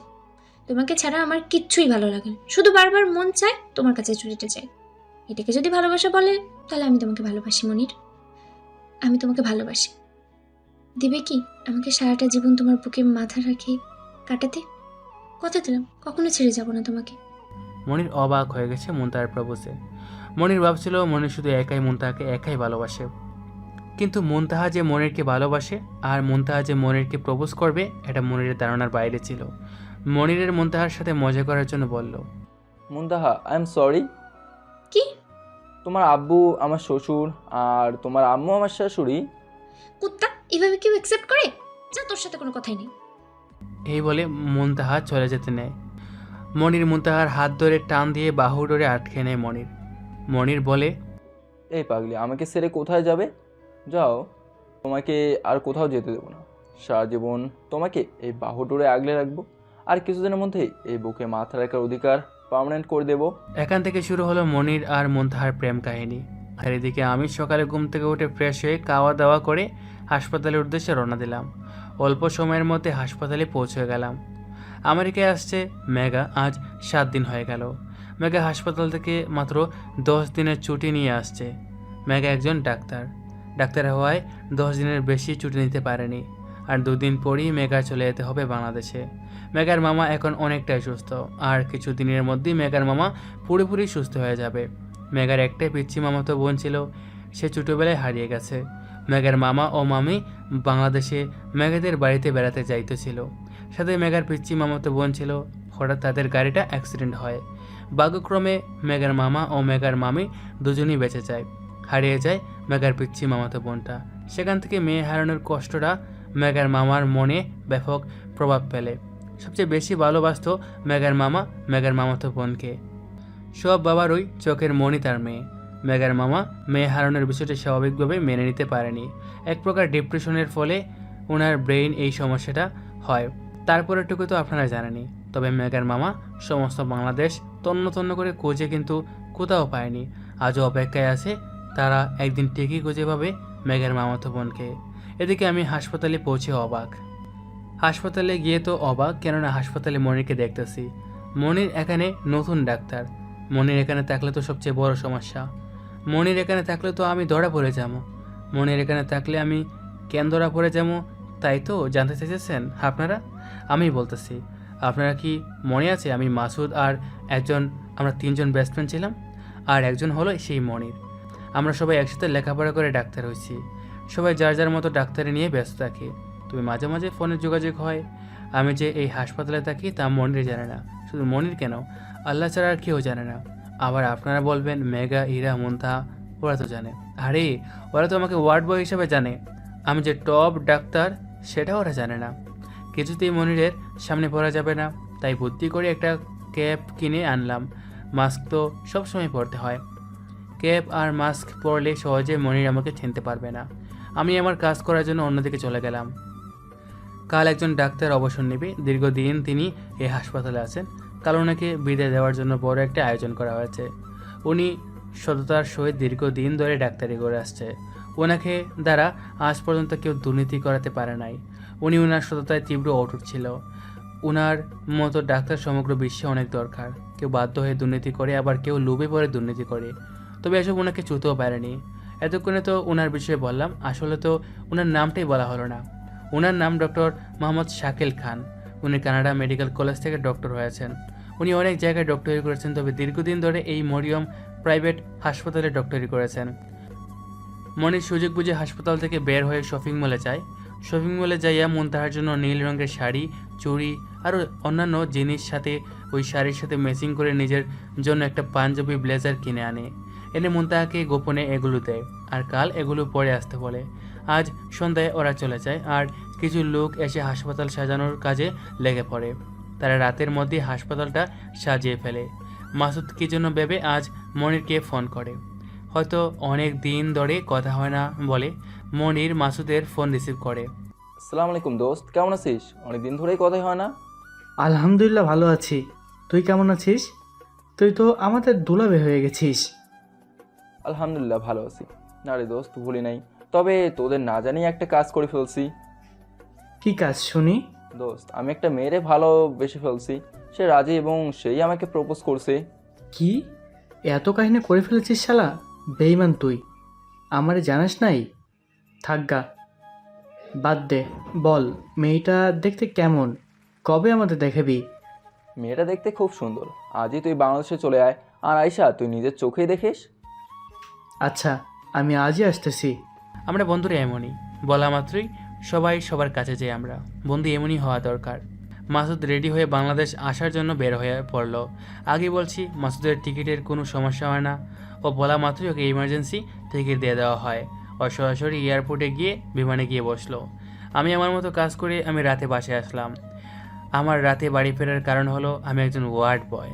আমার সমস্ত কাজ সেরে তারপর আসতে হয়েছে। তার মধ্যে আজ হাসপাতাল সাজাচ্ছে, তাই আমার বাড়ি ফিরতে রাত হয়েছে। আসার সময় খাবার কিনে নিয়ে আসছি। জানি আজ রান্না করতে পারবো না। আয়শা গোসল করে খাবার খেয়ে দিলাম ঘুম। পরদিন সকালে আমি ঘুম থেকে উঠে ফ্রেশ হয়ে খাওয়া দাওয়া করে তাড়াতাড়ি এসে পড়লাম। আজ অনুষ্ঠান, তাই তাড়াতাড়ি এসে পড়লাম। আজ অনেক কাজ করতে হবে। কাল চলে আসবে মেঘা, অথচ আজ বড় অনুষ্ঠানে অ্যাটেন্ড করতে পারলো না। মেঘার মামা প্রায় অনেকটাই সুস্থ। মেঘার যেহেতু ছুটি শেষ, তাই সে ওখানে আর থাকতে পারবে না। তবে ফোনে যোগাযোগ রাখবে। মেঘাদের বিমানের টিকিট নিয়ে কোনো সমস্যা নাই, কারণ মেঘার মামা চাইলে পুরো বিমানটাই মুহূর্তের মধ্যে কিনে ফেলতে পারে। আমি আগে বলেছি মেঘার মামা আমেরিকার সবচেয়ে বড় ধনী। তার টাকা পয়সার অভাব নেই। প্রেসিডেন্টও তার কথা মতো চলে, তবে তার ক্ষমতা দেখায় না। মেঘার মামার ছবি আছে, শুধু সন্তান নামক জিনিসটাই নেই। ছিল একটা মেয়ে, তাও ছোটো থাকতে হারিয়ে গেছে। মেয়ের আদর কমে যাবে আর সন্তান নেয়নি মেঘার মামা। তাহলে ভাবেন কতটা চোখের মনে ছিল মেঘার মামাতো বোন। মেঘার মামাতো বোন হারিয়ে যাওয়ার পর মেঘার মামা মানসিকভাবে প্রচুর ভেঙে পড়ে যাওয়ার কারণে আর কোনো সন্তান নেয়নি। এখন সে সন্তান হারা। রাতে বাংলাদেশে এসে পৌঁছেছে মাসুদ। মাসুদকে রিসিভ করতে গেছে মনির। মাসুদকে নিয়ে সরাসরি বাসায় নিয়ে আসে মনির। মাসুদ মনিরের মা বাবার সাথে কথা বলে যায় ফ্রেশ হতে। ফ্রেশ হয়ে খাওয়া দাওয়া করে দেয় দুজনেই ঘুম। আজ মুনতাহা মনিরের দেওয়া শাড়ি চুড়ি ইত্যাদি পরেছে। হাজার হোক ভালোবাসার মানুষ দিচ্ছে বলে কথা। যাই হোক, মনিরের পছন্দ খারাপ না। নীল শাড়িতে মুনতাহাকে নীল পরীর মতো লাগতেছে। মুনতাহা নিজেকে আয়নায় দেখে আর মনে মনে বলে, ইস, আমার বরটার খুব সুন্দর পছন্দ আছে, মানতেই হবে। আমাকে তো আজ অনেক সুন্দর দেখাচ্ছে। তবে মনিরকে কেমন দেখাবে? আর মনির বা কেমন ড্রেস পরে আসবে? এমনিতেই ওকে যে কোনো ড্রেসই অনেক সুন্দর লাগে। আর আজ যদি অনুষ্ঠান উপলক্ষে আরও ভালো ড্রেস পরে আসে তাহলে তো নিজেকে কন্ট্রোলই করতে পারবো না। এমনিতেই মনিরকে স্ট্রবেরির মতো লাগে। উফ, খালি মন চায় ওকে খেয়ে ফেলি। আল্লাহ আজকে কন্ট্রোল করার তৌফিক দিও। আমি চাই না বিয়ের আগেই কিছু হোক। আল্লাহ তুমি রক্ষা করো। আজ ইরা অনুষ্ঠান উপলক্ষে গোলাপি রঙের একটা শাড়ি, গোলাপি চুড়ি সব কিছু ম্যাচিং করে পরেছে। এতে ইরাকেও অনেক সুন্দর লাগছে। মনির আর মাসুদ ঘুম থেকে উঠে ফ্রেশ হয়ে খাওয়া দাওয়া করে রেডি হয়। মনির মুনতাহার সাথে ম্যাচিং করে নীল রঙের ব্লেজার পরেছে। বাকিগুলো সাদা আর কালো, যেমন সাদা শার্ট, কালো প্যান্ট, কালো শু। এতে মনিরকে পুরো নায়কের মতো লাগছে। মাসুদ সাদা টি শার্ট, কালো ব্লেজার, কালো শু, কালো সানগ্লাস, কালো ঘড়ি পরে যাচ্ছে। মাসুদ প্রায় সময় এগুলি পরে। আমাদের বন্ধুদের মধ্যে অনেক মিল, সেটা যে কোনো বিষয় হোক। কালো আমাদের তিনজনের পছন্দ কালার। যাই হোক, ওরা হাসপাতালের উদ্দেশ্যে রওনা দিল। বেচারা, আমি এদিকে সব কাজ করে শেষ। এখন আমি বের হয়ে যাব, কারণ এখানে আমার আর কাজ নেই। দ্বিতীয়ত, আমার ক্রাশ মেঘা নেই। তৃতীয়, আজ এখানে থাকলে মনিরের কাছে ধরা পড়তে পারি। তাই আমি বেরিয়ে পড়লাম এতিমখানার উদ্দেশ্যে। অনেক দিন ধরে এতিমখানায় যাওয়া হয় না। আপনাদের কি মনে আছে আহাদের কথা? আহাদকে আজ দেখতে যাব। তাই আর দেরি না করে বেরিয়ে পড়লাম এতিমখানার উদ্দেশ্যে। এইদিকে মুনতাহা চলে আসছে হাসপাতালে। মুনতাহা সব কিছু ঠিক আছে কিনা তা দেখতে চলে গেল। ইরাও হাসপাতালে চলে আসছে। ইরাও মুনতাহার সাথে দেখা করতে চলে গেল। মনির ও মাসুদ হাসপাতালে প্রবেশ করে মনির মাসুদকে হাসপাতালটা একটু ঘুরে দেখাতে বলে মনির চলে গেল ওর মামার সাথে দেখা করতে। আপনারা তো জানেন মনিরের মামা এই হাসপাতালের ম্যানেজার। হাসপাতালে ঘটল আরেক অঘটন। মাসুদ চারদিক দেখতে দেখতে যাচ্ছিল। ইরাও একটা দরকারি কাজে নিচের দিকে তাকিয়ে যাচ্ছিল।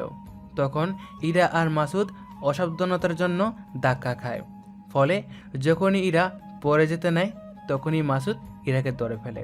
মাসুদ খুব স্ট্রং, সামান্য ধাক্কায় ওর কিছুই হয় না। আমরা স্কুল লাইফে ওকে অনেক ধাক্কা দিছি শয়তানি করে, কিন্তু ওর কিছুই হয়নি। ও প্রচুর স্ট্রং। মাসুদ তো ইরাকে দেখে ফিদা। কি মায়াবী তার চেহারা, কি টানা টানা চোখ, গোলাপি ঠোঁট। এক কথায় মাসুদকে ঘায়েল করে ফেলেছে। অনেকক্ষণ যাবৎ এই রোমান্টিক সিনটা চলছিল। এক পিচ্চির কান্নার শব্দে রোমান্টিক মুডটা নষ্ট হয়ে গেল। এরা কিছুটা বিরক্ত হয়ে নিচে চলে গেল আর মাসুদ এক গুড়ের মধ্যে চলে গেল। এদিকে মনির তার মামার সাথে দেখা করে চলে আসে মাসুদকে খুঁজতে, কিন্তু সারা হাসপাতাল খুঁজেও কোথাও পায় না। পরে দেখে মাসুদ সিঁড়ির ওইখানে দাঁড়িয়ে রইছে। মাসুদ, তুই ওইখানে কি করিস? তোকে আমি সারা হসপিটাল খুঁজছি আর তুই সিঁড়ির ওইখানে কি করিস? মনিরের ডাকে মাসুদের গুড় কাটে যায়। তখন মাসুদ বলে, মানে হাসপাতালের চারিদিকটা ভালো করে দেখছিলাম। তুই একজন বড় ডাক্তার আর তুই কিনা এইভাবে হাসপাতাল ঘুরে দেখছিস? বল, সত্যি কথা বল। মানে হয়েছে কি, আমি একটা অঘটন ঘটিয়ে ফেলেছি। কি অঘটন আমাকে বল শুনি। তেমন কিছু না, তোকে বাসায় গিয়ে বলবো নে। তুই এক কাজ কর, তুই ফোন বের করে ভাবিকে আসতে বল আর আমার সাথে ভাবির পরিচয় করিয়ে দে। আচ্ছা ওয়েট কর, আমি মুনতাহাকে ফোন করে ডাকতেছি। এই বলে মনির মুনতাহাকে ফোন দেয়। এদিকে আমি এতিমখানায় আসছি। আসার সময় অনেক চকলেট আর খাবার নিয়ে এসেছি। দেখি বাচ্চারা খেলতেছে।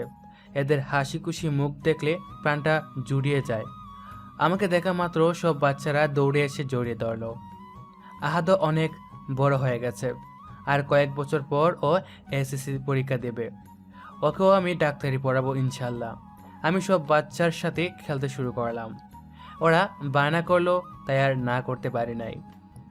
এদিকে মেঘা খবর পাইছে আজ নাকি ডক্টর শাকিল খানকে বিদায় দেওয়ার জন্য বিদায় অনুষ্ঠানের আয়োজন করা হয়েছে, কিন্তু আজ আসতে পারবে না, কাল আসতে হবে। মেঘার কাছে এই অনুষ্ঠানের চেয়ে মামার কাছে থাকা খুব জরুরি, আসলেও জরুরি। তবে কালকে মেঘাকে ফিরতে হবে, এই ভেবে মেঘার কিছুটা মন খারাপ। এদিকে মনির মুনতাহাকে ফোন দেয়। মনিরের ফোন পেয়ে মুনতাহা সাথে সাথে রিসিভ করে। মনে হয় এতক্ষণ মনিরের ফোনের অপেক্ষায় ছিল। মুনতাহা রিসিভ করে বলে, আসসালামু আলাইকুম, কেমন আছো মনির? ওয়ালাইকুম আসসালাম, আলহামদুলিল্লাহ ভালো আছি। কোথায় তুমি? তাদের আমার কেবিনে চলে এসো, আমার এক বন্ধু এসেছে, তার সাথে তোমার পরিচয় করে দেবো। আমি তো আমার কেবিনে। আচ্ছা একটু দাঁড়া, আমি আসতেছি। মুনতাহা আসার সাথে সাথে মনির মুনতাহার দিকে হা করে চেয়ে আছে। আজ মুনতাহাকে এত সুন্দর লাগছে তা বলে বোঝানো যাবে না। মনির পায়ে সবকিছু ভুলিয়ে গেছে, কেন সে মুনতাহাকে এখানে ডাকছে। মুনতাহাও গুড় লাগানো দৃষ্টিতে মনিরের দিকে চেয়ে আছে। ওইখানে যে মাসুদও আছে তা কারো খেয়াল নেই। মাসুদ বিষয়টি বুঝতে পারছে যে এটাই মনিরের জিয়া। মাসুদ জোর গলায় কাশি দেয় এবং মনিরকে বলে, শালা, এখন তো সব দেখা শেষ করলি, বাসর ঘরে কি দেখবি? বাসর ঘরে দেখার জন্য কিছু রাখিস? মাসুদের কথায় দুজনের গুড় কাটে এবং দুজনেই লজ্জা পায়। মনির বলে, তোর জন্য একটু শান্তিতে দেখতেও পারলাম না, তুই শালা ডিস্টার্ব করলি। ও মুনতাহা, তোমাকে যে কারণে ডাকছি ও হলো মাসুদ, আমার বন্ধু। আর মাসুদ ও মুনতাহা তোর ভাবি। আসসালামু আলাইকুম ভাবি, আমি মাসুদ মনিরের জানের বন্ধু। আমিও একজন ডাক্তার, আজ পর্যন্ত সিঙ্গেল আছি। আপনার কোনো বোন থাকলে আমার সাথে লাইন করিয়ে দিতে পারেন। ওয়ালাইকুম আসসালাম, আমি মুনতাহা, আমিও একজন ডাক্তার। তবে ভাই দুঃখের বিষয়, আমার কোনো বোন নেই। তবে আপনি চাইলে আমার জন্য ভালো মেয়ে খুঁজে দিতে পারি। মনে হয় তার দরকার হবে না, আমি আমার মনের মানুষ পেয়ে গেছি, আর এই হাসপাতালেই সে আছে। কি এত বড় একটা কাহিনী করছোস আর আমি জানি না? তুই আমাকে না জানাই আর থাকতে পারলি? তুই তো আমাকে না জানিয়ে রিলেশন করে ফেলেছিস, কিন্তু আমি তা করি নাই। তোরে বলেছিলাম না আমি বাসায় গিয়ে বলবো, এইটাই সেই কথা। ও মনির মাসুদ মুনতাহা আলোচনা করছে, আর এইদিকে ইরা মুনতাহাকে খুঁজতে খুঁজতে ওদের কেবিনে যায়। আরে মুনতাহা ম্যাম, আপনি এখানে? আমি সারা হাসপাতাল জুড়ে আপনাকে খুঁজছি। মুনতাহা ইরা দুজনেই খুব ভালো বন্ধু হয়েছে। দুজনেই তুই অথবা তুমি বলেই রাখে, তবে সবার সামনে আপনি করে রাখে। এই তো মনির সাহেব একটু ডাকছিল, তাই একটু আসলাম। তা কি জন্য খুঁজতেছিল আমাকে? সব ডক্টরকে ডাকছে, এক্ষুনি অনুষ্ঠান শুরু হবে, তাই আপনাকে ডাকতে এসেছি। আচ্ছা তুমি যাও, আমরা আসতেছি। ইরা আচ্ছা বলে চলে গেল। ইরা চলে যাওয়ার সাথে সাথে মাসুদ মুনতাহাকে জিজ্ঞেস করে, আচ্ছা ভাবি, ওনার নাম কি, বাসা কোথায়? মাসুদ সাহেব? কেন কেন কেন আপনি আমার কথা জিজ্ঞেস করছেন কেন? ডাল মে কুচ কালা হয়। সত্যি করে বলেন তো কাহিনী কি? আমি বলেছিলাম না মনের মানুষ পেয়ে গেছি, ওই সে। প্রথম দেখায় ওর প্রেমে, প্রথম দেখায় ওর উপর ফিদা হয়ে গেছি। একটু আমার সাথেও লাইনটা করিয়ে দেন না প্লিজ। আচ্ছা করাই দেব। তার নাম ইরা, ওর বাসা এইখানে। ধন্যবাদ ভাবি, চলেন এখন অনুষ্ঠানে যাই। হ্যাঁ চলো যাই। মনির মাসুদ মুনতাহা অনুষ্ঠানের জন্য চলে গেল। আর এইদিকে মেঘা কাল চলে আসবে বলে ওর বাবা মাকে সব কিছু রেডি করতে বলছে। মেঘার বাবা মাও মেঘার কথা মতো সব কিছু রেডি করতে শুরু করেছে। কাল মেঘার মামার প্রাইভেট বিমান মেঘাদের বাংলাদেশে নামিয়ে দিবে, তাই তাদের টিকিট কাটা নিয়ে কোনো চিন্তা নেই। মেঘা সর্বোচ্চ দিয়ে তার মামার সেবা যত্ন করছে। আর এদিকে আমি সবার সাথে খেলাধুলা করে সবার জন্য আনা খাবার ও চকলেট সবাইকে দিয়ে আমি চলে গেলাম এতিমখানার খাদেমের সাথে দেখা করতে। খাদেমের সাথে দেখা করে খাদেমকে কিছু টাকা পয়সা দিয়ে আমি বাসার দিকে চলে আসলাম। আর এইদিকে অনুষ্ঠান শুরু হয়ে গেছে। অনুষ্ঠান শুরু হওয়ার পর ডক্টর শাকিল খানকে নিয়ে অনেক বেদনাদায়ক কথা বলা হলো। সত্যি তিনি দীর্ঘদিন ধরে এই হাসপাতালে ছিলেন, তার সাথে হাসপাতালের সকল মানুষের মধ্যে একটা সম্পর্ক তৈরি হয়েছিল। আজকের পর থেকে উনি আর এই হাসপাতালে আসবে না। আসবে হয়তো হঠাৎ, কিন্তু আগের মতো রোজ আসবে না। বিদায় জিনিসটা সবচেয়ে বেদনাদায়ক। হাজারো মায়া এই বিদায় জিনিসটা কাটায় দেয়, তবে মনের মাঝে দুঃখটা থেকে যায়। আজ অল্প কিছু সময় পর থেকেই এই হাসপাতাল থেকে বিদায় নেবে ডক্টর শাকিল খান। ভাবতেই সকলের কষ্ট লাগতেছে, কেননা উনি অত্যন্ত ভালো মানুষ ছিলেন, সবার সাথে খুব ঘনিষ্ঠ সম্পর্ক গড়ে তুলেছিলেন। যাক, অবশেষে সবাই ওনাকে বিদায় দিয়ে দিল। উনিও সবার কাছ থেকে বিদায় নিয়ে চলে গেল। তবে অনুষ্ঠানে উপস্থিত ছিলেন জনাবা মরিয়ম বেগম, যার নামে এই হাসপাতালটি করা হয়েছে। তিনিও ডক্টর শাকিল খানকে বিদায় দিলেন। তবে ডক্টর শাকিল খান সহ হাসপাতালের সকল ডক্টর আর কর্মচারীকে ওনার বাসায় নিমন্ত্রণ জানালেন, কেননা কয়েকদিন পরই ওনার একমাত্র ছেলের জন্মদিন। সবাই জানে যে জনাবা মরিয়ম বেগমের ছেলে আছে, কিন্তু কেউ তাকে দেখেনি। জনাবা মরিয়ম বেগমও বিদায় জানিয়ে চলে গেল। আজকে বিদায়ের দিন, কারো মন ভালো না, তাই সবাই যার যার বাসায় চলে গেল। মনির আর মাসুদ মুনতাহাকে নামিয়ে দিয়ে ওরা বাসায় চলে গেল। তবে যাওয়ার আগে মাসুদ মুনতাহার কাছ থেকে ইরার নাম্বারটা নিয়ে গেছে। রাতে মাসুদ ইরাকে ফোন দেয়। ইরা ওয়াশরুমে তাকায়, ফোনটা ধরতে পারে না। কয়েকবার ফোন বাজার পর ইরা ওয়াশরুম থেকে বাহির হয়ে ফোনটা রিসিভ করে। আসসালামু আলাইকুম, কে বলছেন? ইরার কণ্ঠ শুনে মাসুদের প্রাণটা জুড়িয়ে যায়। মাসুদ ইরার সাথে যে কথা বলবে তা আর বলতে পারছে না। মাসুদ কথা বলতে চাচ্ছে, কিন্তু মাসুদের মুখ দিয়ে কথা বের হচ্ছে না। তাই মাসুদ কথা না বলে কলটা কেটে দেয়। এদিকে ইরা বিরক্ত হয়ে বলে, আরে আজব মানুষ, কল দিয়েছে অথচ কথা না বলে কেটে দিল।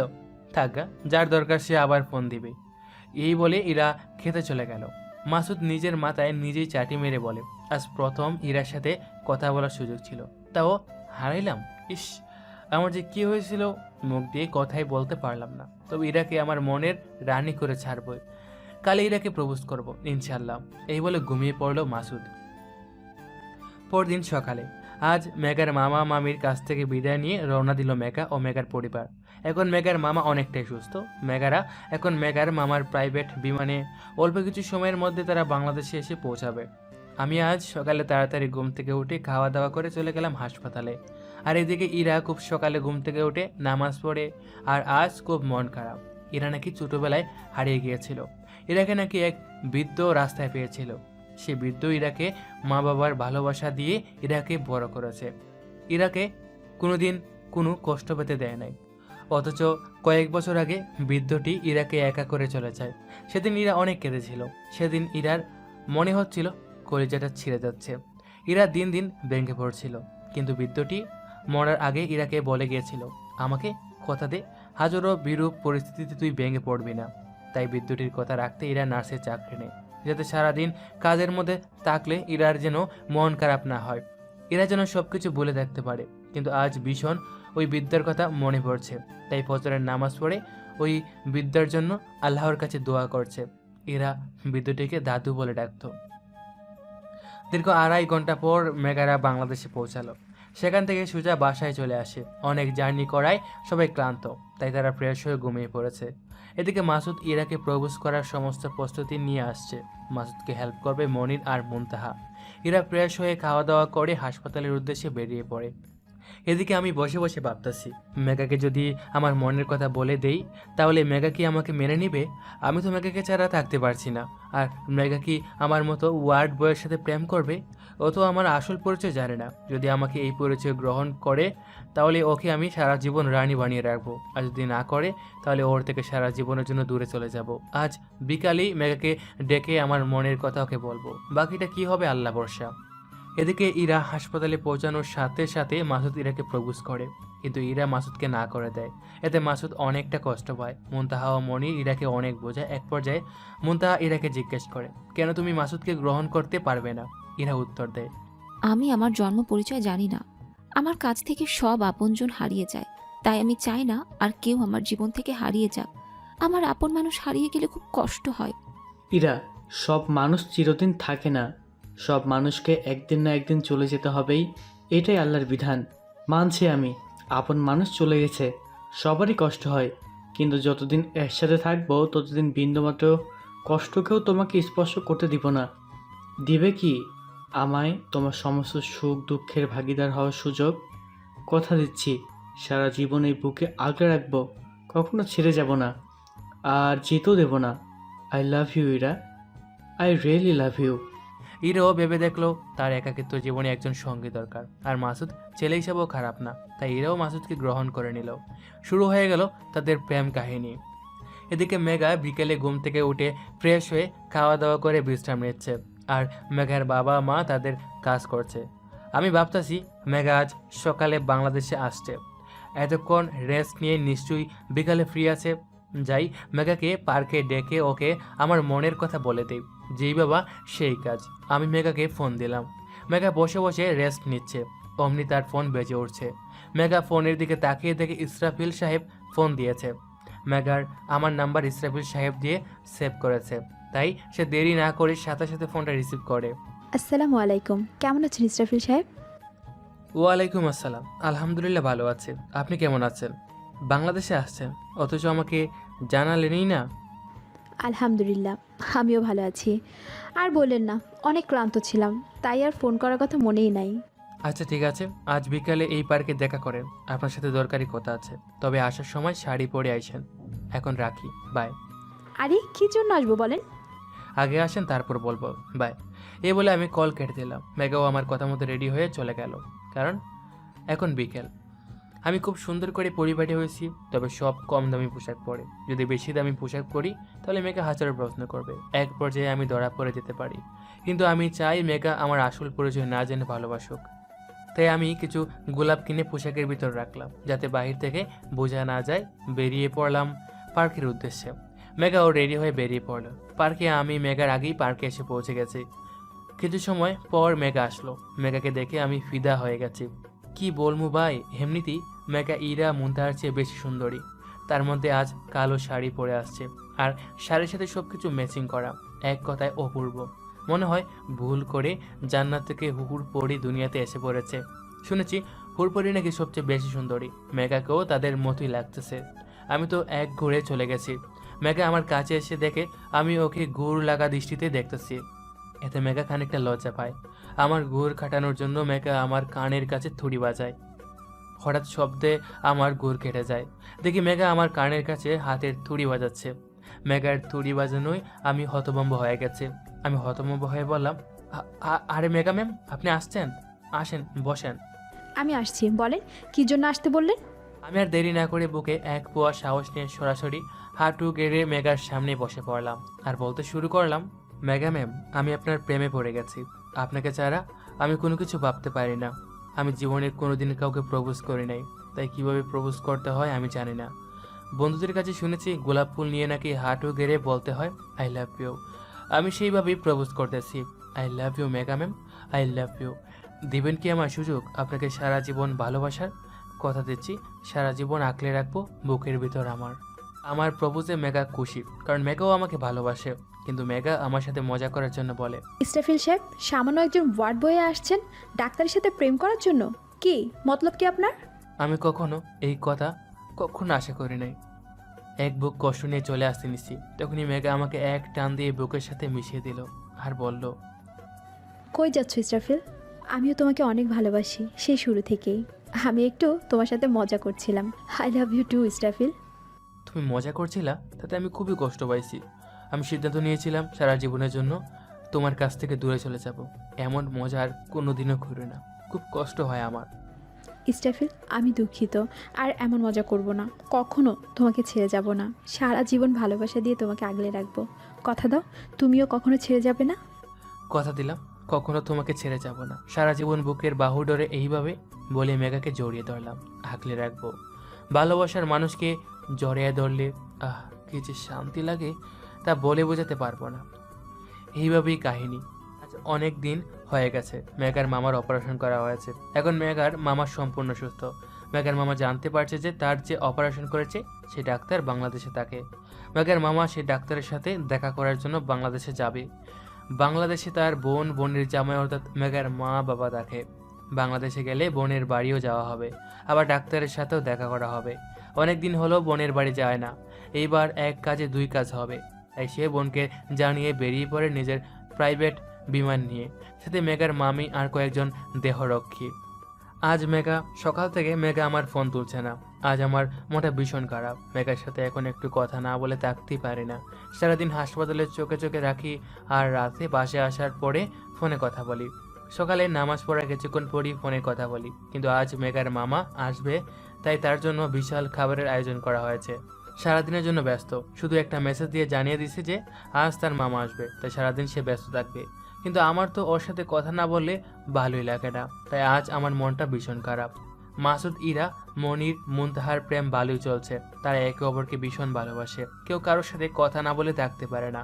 মাসুদ ইরার একাকিত্ব দূর করার জন্য ইরাকে আমেরিকা নিয়ে যেতে চায়। মাসুদের মা বাবার কাছে, কিন্তু ইরা যাবে না। না যাওয়ার অন্যতম কারণ জনাবা মরিয়ম বেগমের ছেলের জন্মদিন। জন্মদিনের জন্য সবাইকে বিশেষভাবে আমন্ত্রণ করা হয়েছে, তাই ইরা কয়েকদিন পর যাইতে রাজি হয়েছে। ইরা বুঝছে তার এখানে থাকার চেয়ে মাসুদের বাসায় থাকলে মাসুদের মা বাবার সাথে থাকতে পারবে, ফলে তার আর একাকিত্ব থাকতে হবে না। মাসুদ ইরার কথা তার মা বাবাকে জানায় দিছে।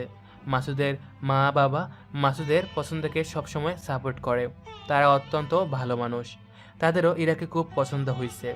দীর্ঘ কয়েক ঘন্টা জার্নি করে বাংলাদেশে পৌঁছালেন মেগার মামা মামিরা।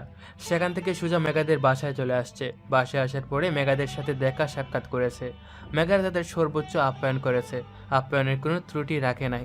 মেগার মামা মামিরা খাওয়া দাওয়া করে রেস্ট নিচ্ছে।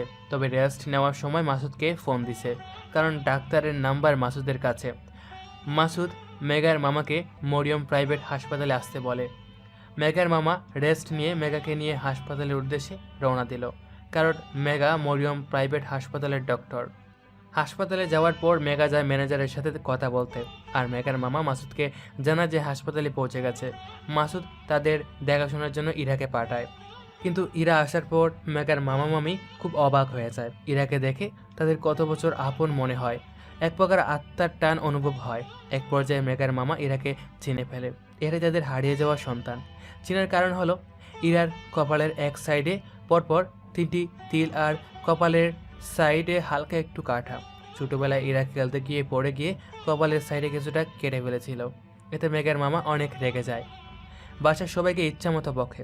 একমাত্র কলেজার টুকরো মেয়ে তার, আর সেই মেয়ে পড়ে গিয়ে ব্যথা পাইছে। শুধু ব্যথা না, কিছুটা অংশ কেটেও ফেলেছে। ইরার জন্য ইরার বাবা 24 ঘন্টা ইরার দেখাশোনা করার লোক রাখতো, কিন্তু লোক রাখার পরেও হঠাৎ ইরা পড়ে যায়, যার ফলে ইরার কিছুটা কেটে যায়। সেই দিন ইরার বাবা সকল লোকদের অনেক বকছিল, সাথে সাথে লোক চেঞ্জ করে নতুন লোক এনেছিল। তাহলে ভাবেন ইরার বাবা ইরাকে কতটা ভালোবাসতো।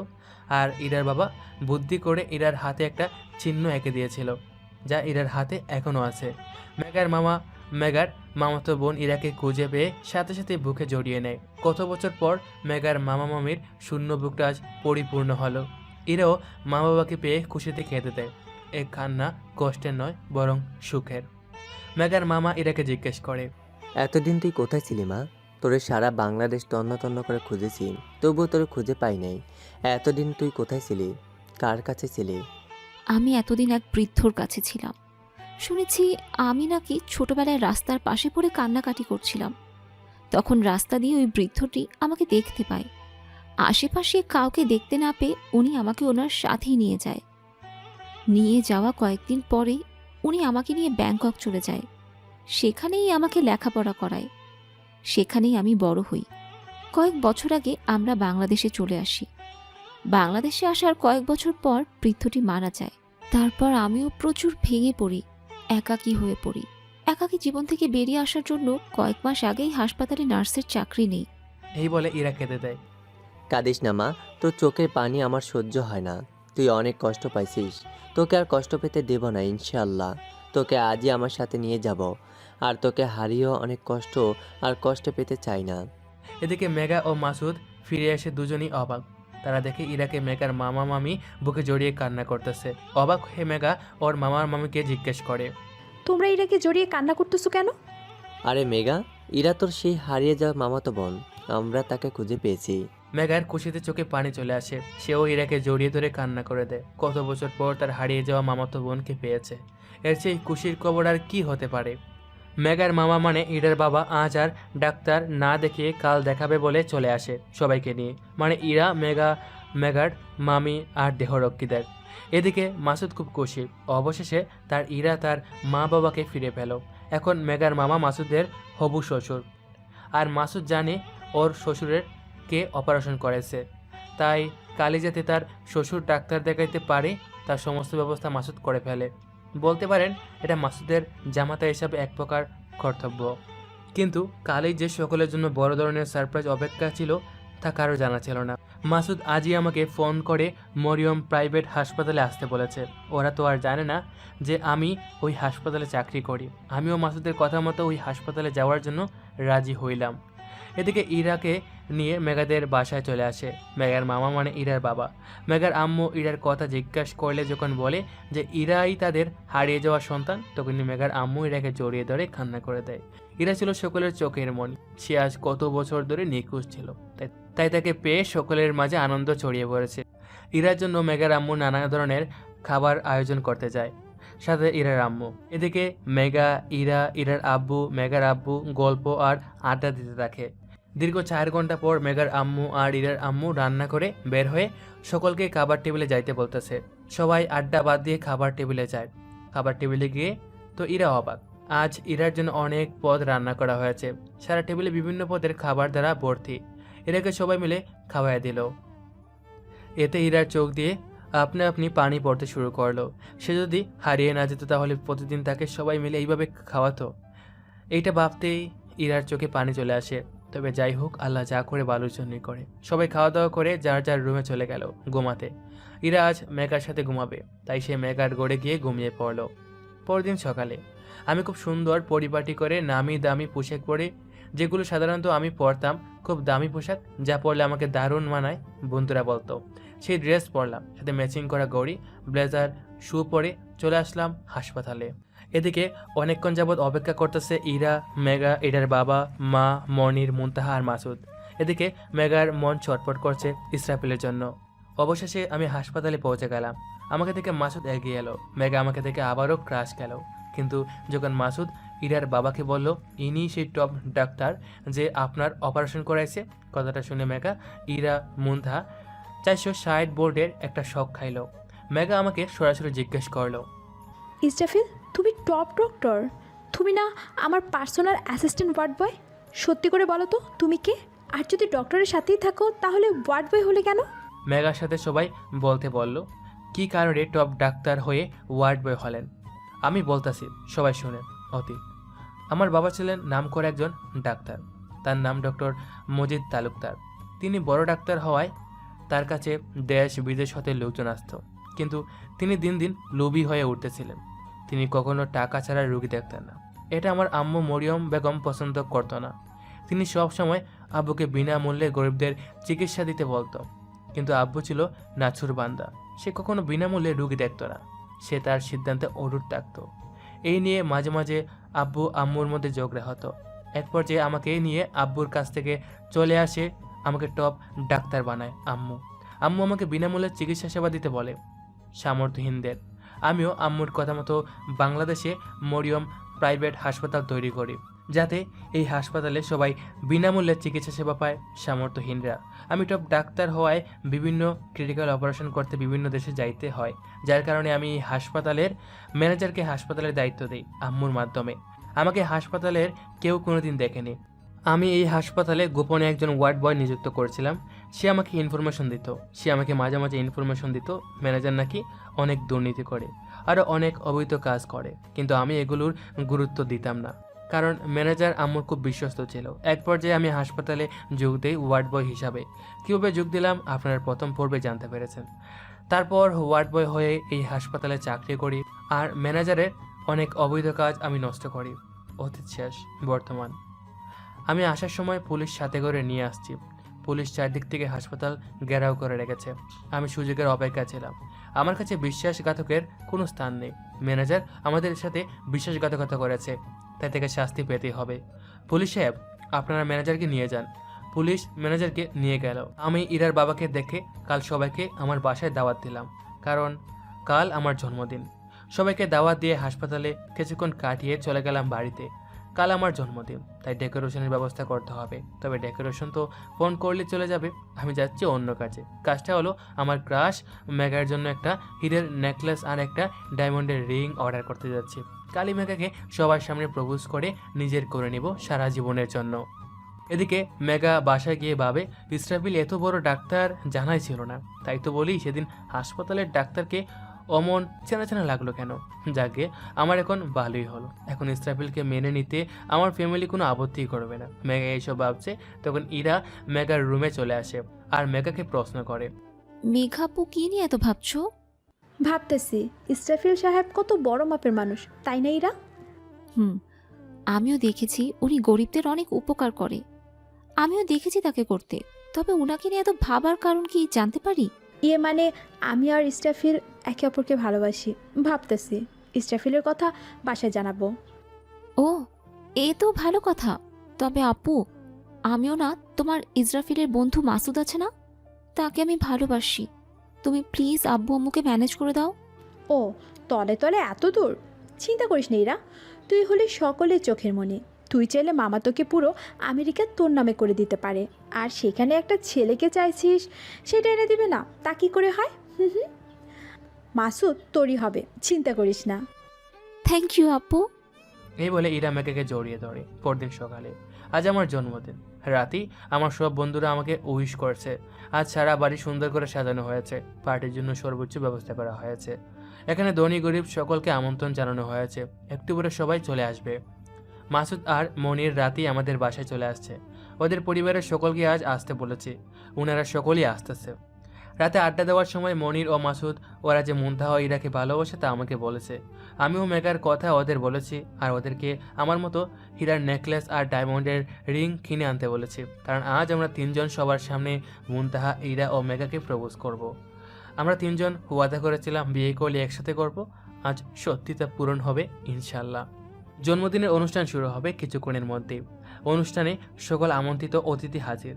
সকলেই তাদের বাসায় তাদের ভালোবাসার কথা, মানে মুনতাহাদের, মেঘাদের, ইরাদের, মানে অবশ্য মেঘাই বলেছে ইরাদের বাসায়। মাসুদ, মনির ও আমি বাসায় জানাইছি আমাদের ভালোবাসার কথা। সকলেই মেনে নিচ্ছে আমাদের। অনুষ্ঠান শুরু হওয়ার পূর্বে আমাদের প্ল্যান মতো তিনজনই ইরা, মেঘা, মুনতাহাকে প্রপোজ করলাম সবার সামনে। তারপর আজই কাজীকে আসতে বললাম। জন্মদিনের অনুষ্ঠান শেষে বিয়ের অনুষ্ঠান শুরু হবে। জন্মদিনের অনুষ্ঠান শেষে কাজী ইসলামী শরীয়ত মোতাবেক বিয়ে পড়িয়ে চলে গেল। আমরা তিন বন্ধু এখন ছাদে। তিন বন্ধু বিভিন্ন রকম আড্ডা দিয়ে রাত 11টার দিকে যার যার মতো বাসর ঘরে চলে গেলাম। যাওয়ার পর ইরা, মেঘা ও মুনতাহা এসে আমাদের সালাম করলো। আপনারা আবার ভাইবেন না এক রুমে তিনজন বাসর করছি, তা কিন্তু না। তিনজনের জন্য আলাদা 3 রুমে বাসর ঘর সাজানো হয়েছে। আমি মেঘাকে তুলে বললাম, তোমার স্থান পায় না আমার বুকে। আজ আমরা 3 বন্ধু ওয়াদা করেছি তিনজনে 11টা করে বাংলাদেশের T20 খেলোয়াড়, ওয়ানডে খেলোয়াড় আর টেস্ট খেলোয়াড় বানাবো। চলো তার আগে 2 রাকাত নফল নামাজ পড়ে নিই। তারপর 2 রাকাত নফল নামাজ পড়ে মেঘাকে নিয়ে কাটে শুয়াইলাম। তারপর আস্তে আস্তে শুরু করলাম 11 জন খেলোয়াড় আনার মিশন। 5 বছর পর আজ আমি 3 জন সন্তানের বাবা। আজ আহাদ, আপনাদের মনে আছে সেই পিচ্চি আহাদের কথা? ডাক্তারি পাশ করে বড় একজন ডাক্তার হয়েছে। আজ আহাদকে আমার হাসপাতালের দায়িত্ব দিলাম। আমি আহাদকে ডাক্তারি পড়িয়েছি, এখন সে একজন বড় ডাক্তার। আমি আহাদকে দায়িত্ব দিয়ে বাসায় চলে আসছি। বাসায় আসার পর আমার 3 সন্তান আমাকে পাপ্পা বলে ঘিরে ধরে। আমি ওদের জন্য চকলেট নিয়ে আসছি।